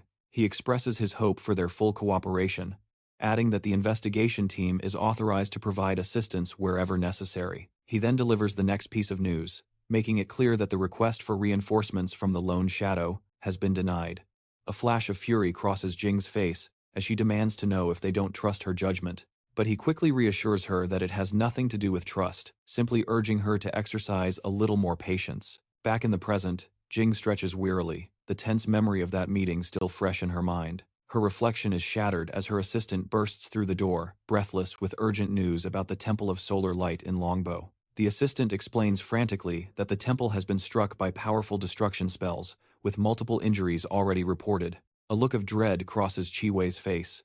She anxiously states that Fang was assigned to that area, and his registered training location was, but Jing cuts her off, her voice grim as she finishes the thought. The location was precisely the Temple of Solar Light. With a knowing smile, she observes that matters within the city of Longbafu are becoming truly fascinating. A protective shield shimmered over the metropolis, but a palpable sense of dread had gripped its citizens, who were worried about recent events. They questioned if the barrier was holding true, and whispered rumors about the incident at the Temple of Solar Light. A guard tried to calm their fears, proclaiming that the shield was operating at its peak capacity at that very moment. He assured them it would completely seal off the external dark energies, leaving the city's interior entirely secure. A deep sense of unease washed over Feng, realizing the commotion he started had attracted far too much attention. It had directly triggered a citywide high alert, and he could only hope it would be rescinded so he could make his way home. But just then, a ghastly black fissure tore open the sky above the shield, revealing a monstrous, demonic visage moments later. Several hellish creatures spilled forth from the rift, one of which snarled, questioning if this was indeed the human world. Staring at the shimmering barrier, it mused aloud why they had even bothered to activate it. Another beast scoffed, claiming it didn't matter. It declared that human beings are inherently fragile creatures, always preferring to cower inside their protective shells. Following that declaration, a veritable horde of monsters surged from the tier in reality, led by a horned figure who spoke with chilling finality. "What a shame," it rasped. "This divine artifact can no longer impede our path." He pointed a single clawed finger downwards, commanding his forces to grant the humans a grim surprise. As his words echoed, the legion of monsters began their descent. Panic erupted on the streets as the barrier began to fracture and fail. Countless creatures were already slipping through the cracks.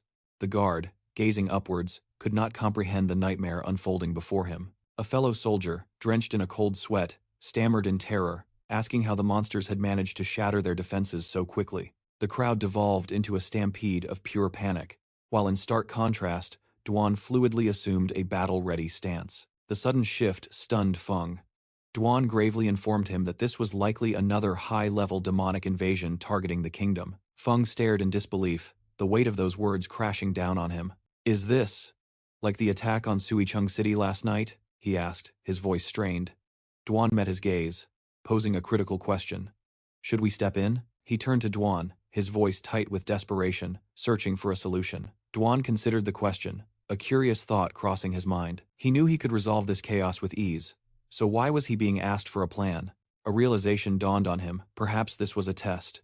With renewed focus, he assured Fang to remain calm, promising to handle everything that was to come. Fang glanced nervously at the swelling crowd, whispering that with so many people watching, it would be wiser not to draw attention to themselves. He urged Duan to take control of the situation as they watched the horrifying spectacle of people scrambling and screaming for their lives. The horned demon crashed to the earth, its landing punctuated by a wicked laugh that sent shivers down every spine. From the ranks of the city guard, a lone soldier retaliated, loosing a volley of arrows at the beast while yelling for it to perish.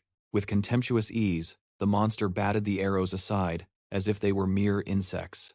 In the next moment, another warrior leaped onto its back, hoping for a fatal blow, but the demonic creature twisted violently, its claws tearing through armor and flesh before hurling the man's broken body through the air. A wave of despair washed over one of the soldiers, his voice trembling as he questioned how this was possible when they couldn't even leave a scratch. The monster began its slow, deliberate advance, its voice dripping with disappointment. It had hoped to find a worthy challenger among the humans, a true warrior. It spoke these words as it closed in on the terrified civilians. They recoiled in sheer terror as it approached, their pleas for help swallowed by fear. The demon finally stopped before a small, petrified girl. It raised a claw to end her life, its voice a venomous hiss as it declared them all to be utterly worthless. But just as the blow was about to land, it was intercepted with a sharp clang of steel.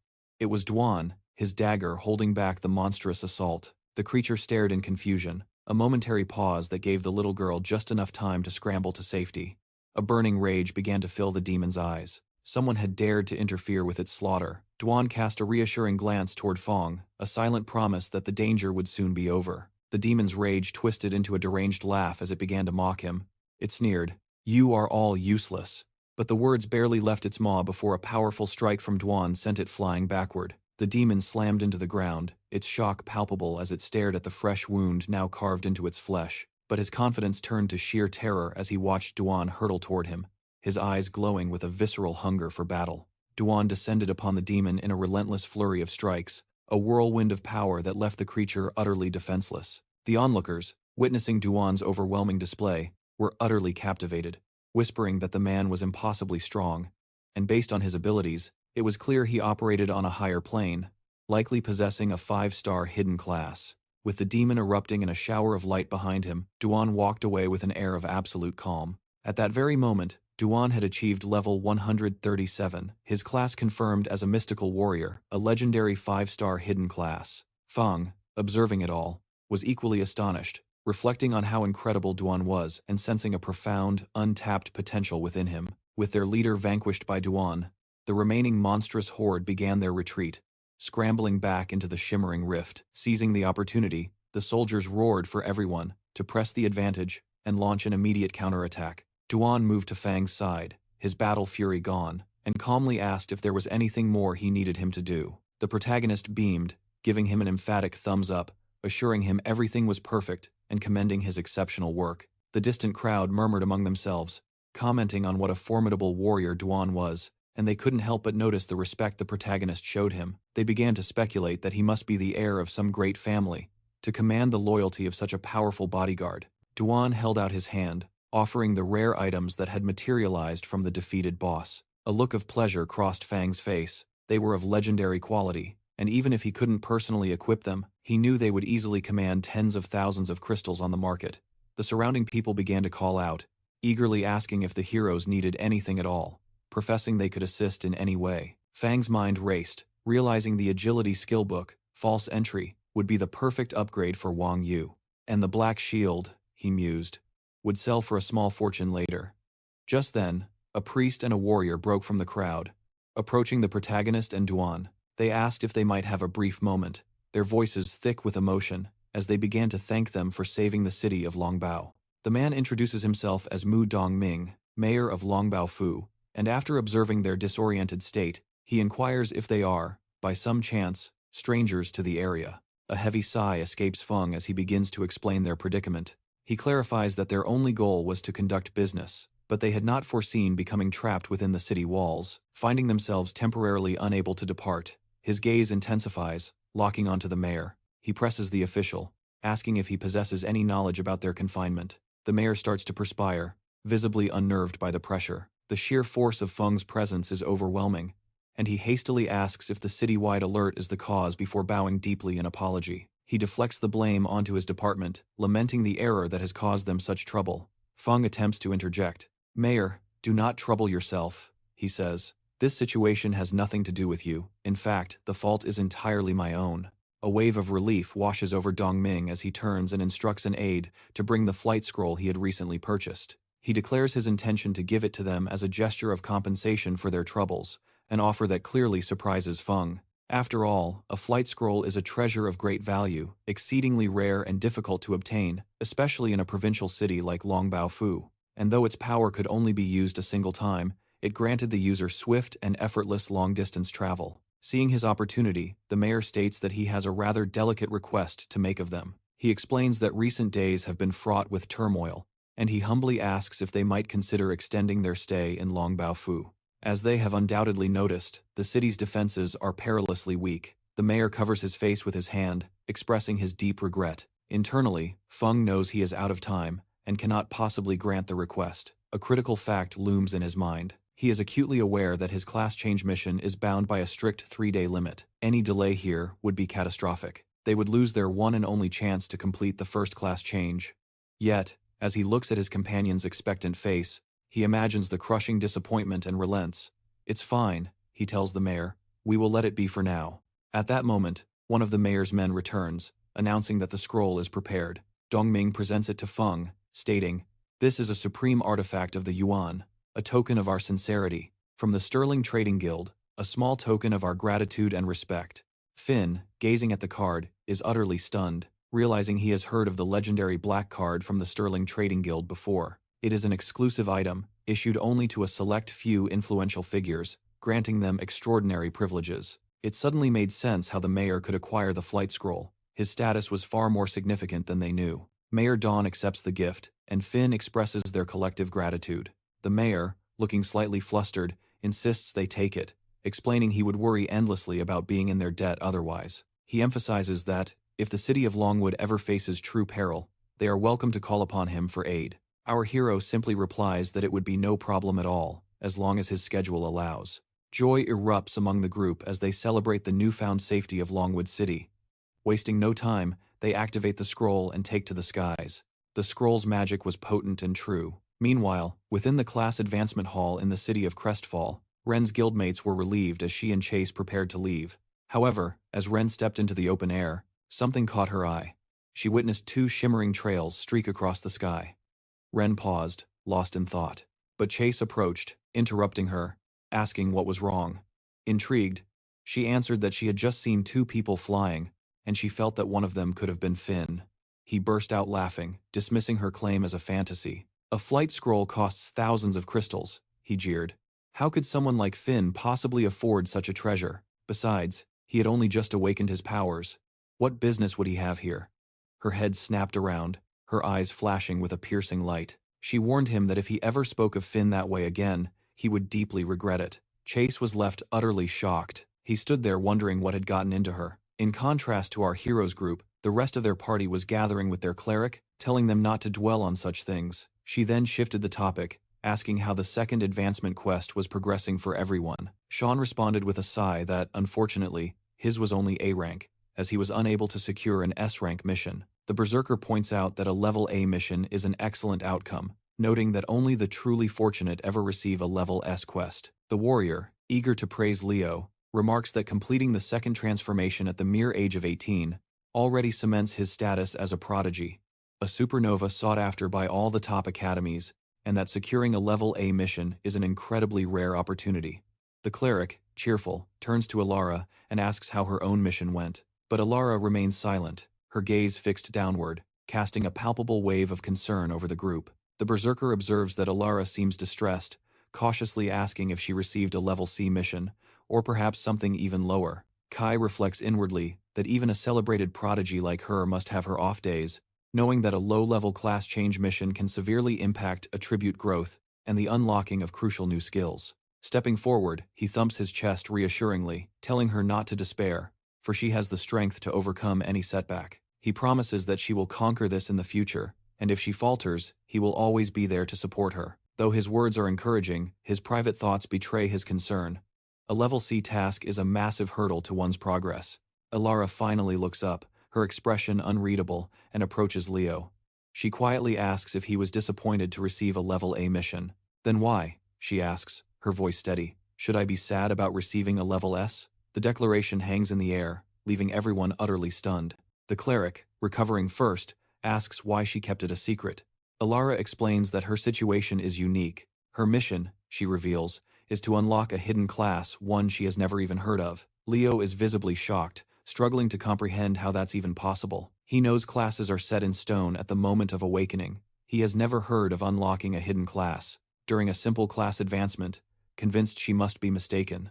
At that moment, Elara's mind drifts back to the class change sanctum. The system's voice had echoed in her mind, notifying her that the progression sequence had detected a key item in her possession. It was the Vanguard emblem, an artifact that could evolve her initial class, Agile Shooter, into the legendary Shadow of the Vanguard. As a result, the very nature of her class change mission had been irrevocably altered. The system presented her with a life-altering choice. Ascend from her current role as an Agile Shooter to the legendary class, Shadow of the Vanguard. The prompt hung in the air, asking her to confirm or cancel. A wave of curiosity washed over her as she questioned the sudden appearance of the interface, her mind racing to comprehend its profound implications. With a jolt, she remembered the Vanguard emblem, the source of this miracle, had been a gift from Finn. The sheer power of the item was simply astonishing. Her thoughts drifted back to the moment he gave it to her. She recalled the unwavering confidence in his eyes, and couldn't help but wonder if he had known all along about the incredible destiny it held. Without a moment's hesitation, she accepted the profound quest and sent a silent prayer of gratitude to him for such an extraordinary gift. Upon revealing the details of her class selection to her companions, the cleric erupted in disbelief, utterly scandalized by her swift and seemingly reckless decision. Joe's voice boomed with alarm, demanding to know what a Shadow of the Vanguard even was, a class so rare he had never even heard whispers of its existence. He frantically suggested that it must be a glitch, that the entire class change system had to be malfunctioning. A single wrong choice could irrevocably shatter her future, yet she had just calmly reassured them not to worry. Meanwhile, the berserker couldn't hide his envy, marveling at how someone could possess a legendary 5-star, hidden class, and still be offered an even greater advancement. The cleric sighed, wistfully remarking that she wished she had a childhood friend, as devoted as Finn. Jack, overhearing the entire exchange, felt a dark fury ignite within him. His mind raced with a new, obsessive goal. He had to dispatch his own people to find that emblem. No matter the cost, no matter the danger, he vowed he would obtain it. At that very same moment, miles away, Finn clutched his own sacred emblem. The artifact pulsed with power, permanently bestowing upon him an additional 5 points to his life attribute and 5 points to his spirit. Suddenly, it erupted in a blinding light, an intense radiance that pulsed before the emblem floated from his grasp and moved toward his chest. With its final pulse, the emblem fulfilled its S-level objective, and the system initiated the class change sequence. A low laugh escaped his lips as he felt the surge of power. It wasn't just that his core attributes had increased exponentially, but entirely new passive abilities had awakened within him. A thrilling thought crossed his mind. Just how far could he now push the boundaries of his precise control over forbidden magic? A notification chimed in his mind, the system confirming that he had successfully acquired the new passive skill, a domain of pure darkness. His mastery over its shadowy power had grown exponentially, granting him the ability to wield forbidden spells with pinpoint accuracy. Outside, Duan stood guard, his vigil interrupted by an approaching figure. It was Jing. Her gaze lingered on Duan, her mind filled with questions about his unlikely association with Fang, as he was positioned like a sentinel at Feng's door. Recalling the intelligence reports, she mulled over what she knew. Despite his youth, he already commanded the power of the fourth change, a feat that placed him among the nation's elite, making him, by all accounts, a prodigy of immense strength. However, her team's observations painted a different picture. During their encounter, the formidable fighter consistently walked a step behind Feng, his posture one of unwavering deference. Jing remarked to Qi Wei that her student was quite the enigma, a comment that startled the teacher as she watched them approach. She then deferred to the teacher, entrusting the situation to her judgment. Qi Wei offered a reassuring nod in return, promising to speak with Feng directly, confident that he posed no threat. Meanwhile, Feng and Duan proceeded on their way, their conversation light and casual, until the teacher's voice cut through the air. Feng spun around instantly, his eyes meeting teacher Qi Wei's. He politely inquired if she had wanted to discuss something with him. She confirmed with a simple, direct affirmation, explaining that there were indeed matters to discuss. Duan respectfully stated he would wait, addressing Feng formally as Sir. The title caught Feng off guard, a flash of embarrassment crossing his face as he noticed the teacher's confusion. He quickly tried to brush it aside. Please, don't pay him any mind, he stammered, insisting that Duan was merely jesting. But her expression turned serious, her gaze unwavering as she posed a startling question. Feng, have you already completed the first change? The question hit him like a physical blow, leaving him momentarily speechless and uncertain of how to possibly respond. He had never expected to conceal his true power indefinitely, he thought. But he was stunned at how quickly it had been exposed. Then again, his teacher had always been remarkably perceptive, and she was one of the very few individuals he felt he could truly trust. He reasoned that she would never bring him harm. A faint smile touched his lips as he gave his answer. Yes, I have. He confessed that the full story was far too complex to explain, a secret best kept among a trusted few.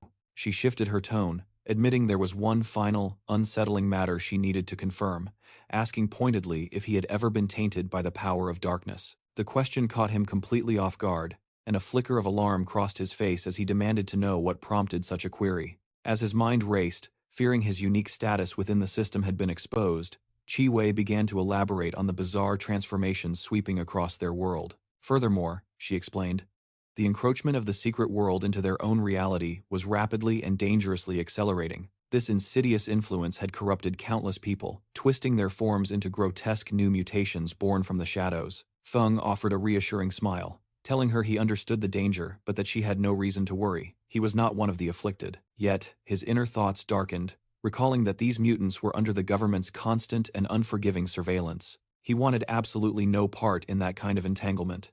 It was then that she presented a peculiar artifact, proposing a simple but revealing test. She instructed Fang to channel his energy into the polished crystal, explaining it would measure the precise quantity of darkness that might be lurking within him. A profound reluctance washed over the protagonist, and his hesitation did not escape the watchful eyes of his teacher. She observed him intently, his slight pause fueling the growing embers of her suspicion. He suddenly broke the tense silence with a nervous laugh, attempting to brush off the gravity of the moment. This is a first for me, he admitted, so you'll have to forgive my nerves. With those words, he reached out, placing his hand upon the crystal and feeding a mere trickle of his power into its core. The reaction was instantaneous and violent. The crystal detonated, exploding into 1,000 glittering shards, leaving him staring in absolute panic at the destruction. Qi Wei cried out in disbelief, questioning how it could have possibly shattered, while a bewildered Feng could only ask what was happening. A tremor ran through her body as a chilling memory surfaced a prior conversation with Jing about this very artifact, a black crystal of immense power. Jing had described it as an instrument of incredible sensitivity to dark energy, the very tool the government frequently used to identify mutants. The principle was simple. In the presence of darkness, the crystal would begin to hum and vibrate, and the more violent those vibrations became, the more profound and absolute the corruption it had detected. Gazing at the glittering fragments in her palm, she couldn't help but wonder what such a violent shattering of the crystal could possibly mean. Finn began to explain, acknowledging the sheer impossibility of someone awakening and then immediately changing their class. He knew it seemed strange, but he reminded her that they had known each other for years, appealing to her to at least believe in his character. Intrigued, her thoughts drifted to the boy before her, an orphan from a young age who had awakened his powers later than all his peers. For him to maintain such an unyielding and optimistic spirit through it all was nothing short of a miracle. Personally, I trust you, Finn, she finally said, her voice soft but firm. However, protocol is absolute. I have no choice but to report this incident to the higher-ups. Please, try to understand. Finn nodded, his expression somber. I understand. But a cold dread washed over him as he considered the truth. Her personal trust was one thing, but he couldn't predict how the authorities would react to such an unprecedented event. In that moment, he knew his only course of action was to flee the city of Silverwood. She then produced an item that began to glow with a gentle, warm light, prompting Finn to ask what it was. A gift, she replied with a faint smile. to congratulate you on successfully completing your first-class change. He accepted it gratefully, his voice thick with emotion, as he thanked her for all the years she had watched over him. I also prepared something for you, Finn said, revealing a breathtaking artifact of his own, the Sacred Wings, an item of legendary quality. He described its incredible power: an additional 20 spirit points, a 50% boost to health recovery, and enhanced healing effects. Furthermore, it granted its wielder 100% resistance against the corrupting forces of darkness. She was stunned by its magnificence, realizing its ability to cast without incantations could save countless lives. I can't accept this, Finn, she gasped. It's too valuable. But, he insisted, brushing it off as a simple item he'd acquired during his class change quest, urging her to take it without hesitation. Finn placed the magnificent wings in her hands and then turned, his silhouette framed against the fading light. My friend is waiting, he stated quietly. And if you don't mind, I must be on my way now. From a distance, the instructor observed him, her thoughts consumed by the legendary gift he had just bestowed upon her. Chi Wei made her way to the adventurer's examiner's office, prepared to report the incredible events that had transpired. After the instructor concluded her explanation, Jing gazed at the crystal, confessing she had never witnessed such a phenomenon. She then voiced her concern, asking if there was any chance the higher-ups might perceive Feng as a potential threat. With a weary sigh, Jing proposed they simply drop the matter and conclude the inquiry there. Intrigued, the instructor pressed her, asking precisely what she meant by conclude the inquiry there. Jing clarified that her student was likely operating on a level beyond their current comprehension, and if his power as an adventurer was genuine, their priority should be to recruit him with every effort, not to alienate him with an unnecessary investigation. When her advisor questioned if they should file a report, Jing's answer was a firm and immediate no. She then demanded a complete halt to the investigation into Feng, ordering that all related data be held in the strictest confidence. Chi Wei immediately concurred, believing that, since Feng was young and lacked a powerful background, shielding him in this manner was the most sensible course of action. Jing, however, remained captivated. She declared that since Feng was determined to guard his secrets, they would pivot their attention to Duan. In their current situation, they needed to secure every talented individual they could, and another powerful ally would be an invaluable asset. Back at Feng's residence, Duan called out to his friend, sensing the heavy atmosphere that surrounded him. Sprawled on the couch, Feng revealed that his instructor had just sent a message. The investigation against him had been officially cancelled. But isn't that good news? Duan asked, confused. Looking like a ghost of his former self, our protagonist voiced his true fear. How could he possibly train from now on, when every time he annihilated a domain, it created a massive stir? He had now officially landed on the authorities' radar, and that if he persists, he will inevitably face severe consequences. Duan's frustration mounts as he reflects on the heavy burden of leadership, where even his challenges are on a different scale than those of ordinary men. He had never conceived of a domain's destruction in such a way. Without witnessing it firsthand, he would have been utterly lost. Then, a brilliant idea strikes him, and he turns to Feng with a question. He asks if it might be possible to train within unregistered domains, a suggestion that immediately ignites a spark of excitement in Feng. Duan elaborates that due to the world's recent transformations, a multitude of new domains have appeared. He explains that some are neglected by the authorities due to a sheer lack of resources, while others have already been claimed by sinister forces. At this, our hero's interest is instantly piqued. He declares it a perfect solution and eagerly presses Duan for any intelligence he might possess on these uncharted territories. Duan confirms he has information on 2 such locations at present, with the ability to find more if necessary. Feng, filled with relief, extends his thanks, contemplating that operating under the guise of an ordinary individual will prove far more effective than his student persona. His gaze falls upon his supreme black card, and he considers liquidating his spoils at the trade market for some well-deserved rest, confident that refining his curse abilities won't slow his progress. Time slips by, and night descends upon the city. Duan makes his way back to the hotel, realizing he'd spent far more time at our protagonist's home than intended, leaving him no chance to find other accommodations. He resolves to stay there one more night. As he enters, a man in a formal suit greets him. When Duan inquires about his identity, they take a seat, and the man introduces himself as Zheng Gi, the mayor of Chinju City, offering his heartfelt thanks for Duan's crucial aid during the last domain invasion. The mayor then inquires if Duan has any interest in making Chinju City his permanent home. Duan confirms that he does, admitting that he had been seriously considering the possibility lately. Mayor Gi is visibly pleased by this response, declaring what an immense honor it would be to welcome such a formidable warrior into their city, as he presents a special adventurer's certificate an official token from its highest office. He emphasizes that the certificate comes with significant privileges, making it clear that if Dane ever requires assistance in the future, he need only ask, and the city will exhaust every resource to aid him. Dane accepts the certificate, his eyes glancing over its intricate design. A nervous sweat beads on the mayor's brow. He was well aware that other, larger cities had attempted to recruit Dane, only to be met with refusal. Qianyu City, by comparison, was a humble place, and he prayed Dane wouldn't find it beneath his notice. With a deliberate motion, Dane tucked the certificate away, offering a simple word of thanks. The moment Dane confirms his acceptance, the mayor hastily grasps his hand, insisting that thanks are unnecessary. He proclaims that the city is the one truly indebted. Dane muses internally that this certificate could prove quite useful down the line, resolving to hold on to it for the time being. Beaming with satisfaction, the mayor pictures a future where Dane, a mighty fourth transformation warrior, stands as the city's unshakable guardian. Eager to curry more favor, the mayor inquires if Dane might be in need of lodging, promising to arrange the finest accommodations immediately. Dane simply offers his gratitude for the generous offer. Later that night, the young prodigy is absorbed in his game, clinching another victory on screen. He murmurs to himself, lost in the flow of the game, only now realizing how late the hour has grown and deciding it's time for rest. Just then, a notification buzzes. The class group chat is still active. Curiosity piqued, he decides to see what the late-night discussion is about. As he scrolls through the messages, he reflects on his classmates, who all awakened their powers at the age of 16. They were all aspiring to pass the university entrance exam, a feat requiring them to reach the first advancement level at a minimum. A quiet sense of awe settles over him.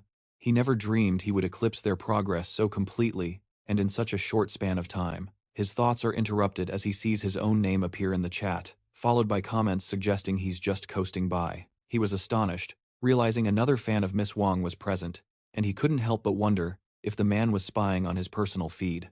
After all, what did he have to do with any of this? He then noticed the teacher, immediately reprimanded the student, telling them to manage their own affairs and not interfere with others. A laugh escaped Fang. He found Teacher Chi's directness incredibly cool.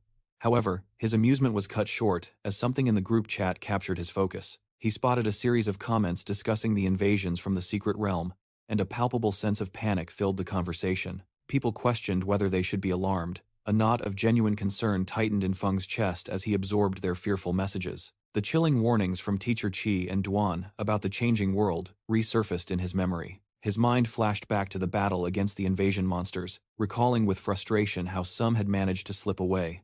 If they hadn't, he would have ensured their complete annihilation. With that grim thought haunting him, he forced himself to sleep. At that very moment, in the distorted world, the great boss sneezed, a sudden, inexplicable dread washing over him. The next morning, at the Chung Trading Exchange, business resumed as usual. Xin was back at her desk, having finally recovered from her brutal encounter with the distortion monsters. Almost immediately, her colleague approached, her expression a mix of surprise and concern.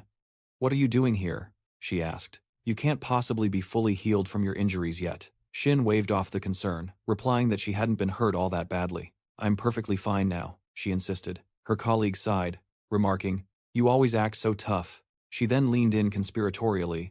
"Are you just that eager to get back to university?" Xin whirled around, snapping. "That has nothing to do with it." Her colleague, however, continued with a pitying tone. "It's such a shame, though. Your hero turned out to be just a reckless thief. To think he would dare provoke someone from the fourth change." Xin's voice grew louder, laced with indignation. "Stop talking such nonsense about Feng," she demanded. "He would never do something like that." Her colleague merely chuckled, a smug look on her face as she said it. Mr. Wang had initiated an investigation into the young man's past, revealing that Feng was nothing more than an 18-year-old orphan who had awakened with a meager one-star job. Consequently, he possessed no conceivable means of acquiring such high-value items. After all, a master from the fourth transformation was pursuing him, and if he wasn't a common thief, then what other explanation could there be? As she voiced her suspicions, she was abruptly startled when a stone spike materialized before her, clattering to the floor moments later. It was Feng, demonstrating his power, offering a cold apology for her insolence, which had nearly made him lose his composure. She spun around, shocked by his presence, and immediately cried out for the guards. He had used magic within the hallowed halls of the Chung Trading Exchange.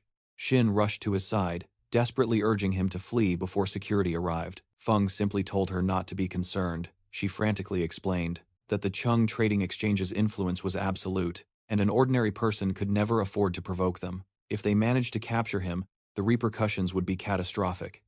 At that very moment, several figures began to converge on their position. They were the guards, led by Chief Wang, who demanded to know how the protagonist dared to set foot in their establishment again. Feng's demeanor grew stern as he stated he was aware they had investigated him behind his back and branded him a criminal. Chief Wang sneered, declaring that whether he was a thief or not, the truth would soon be brought to light, and he ordered the guards to apprehend the boy. He had no right to demand answers. In a swift motion, the protagonist retrieved his black card, presenting it to them all and questioning if this was how the trading exchange treated all of its esteemed clients. The guards immediately halted their advance upon seeing the card, leaving the young woman and Chief Wang completely speechless, demanding to know where he had acquired the legendary Supreme Black Card of the trading exchange, hastily concluding it had to be a fake. Feng calmly explained that it was a personal gift from Mr. Dongming. Wang's voice boomed with accusation, demanding to know where Feng had acquired such an obvious forgery. With a cool indifference, Feng pocketed the card, dryly, suggesting they put their supposed expertise to use and investigate it themselves. A wave of panic washed over the red-haired woman, who turned to her boss, her voice trembling as she asked for direction. Snapping into action, Wang snatched his phone, hissing at her to keep a close watch on the protagonist. He needed to make a call, to verify this unbelievable audacity. Outside the doors, a curious crowd started to form, murmuring amongst themselves about the commotion, their path blocked by security. In that very instant, Wang connected his call to the mayor himself. On the other end, Dongming's voice cut straight to the point, inquiring if, by some chance, the very membership card he had personally given to Feng was now under investigation. He demanded to know what was happening, and the words struck Wang like a bolt of lightning, sending a chill of pure fear down his spine. A cold sweat beaded on his forehead as he stammered an explanation, insisting it was all a simple, regrettable misunderstanding. But his mind was racing, his panic escalating as he remembered a crucial fact. The mayor's father was one of the very founders of the trading exchange. This was a man he could not afford to anger under any circumstances. How in the world did a nobody like Feng know Dongming? The thought was abruptly shattered by the mayor's voice, now booming with indignation. A misunderstanding? He roared, making it painfully clear that earning Feng's favor had been no small feat for him. The question hung in the air, heavy with threat. Had Wang, by some act of monumental stupidity, offended his esteemed guest? Floundering for a response, Wang desperately assured him that no offense had been given, pleading with Dongming to calm down. He promised he would resolve the entire situation immediately. But his words were met with the sound of a fist slamming against a table. The mayor's suspicion had hardened into certainty. He accused Wang directly of offending Feng, his voice laced with disbelief, questioning how he could have dared. He finished with a chilling promise. "Stay right where you are. I am on my way now." As the line went dead, Wang felt his composure crumble, tears of despair welling in his eyes. Where on earth had Feng crossed paths with a man like Dongming? He was desperate, utterly desperate, to understand the nature of their connection,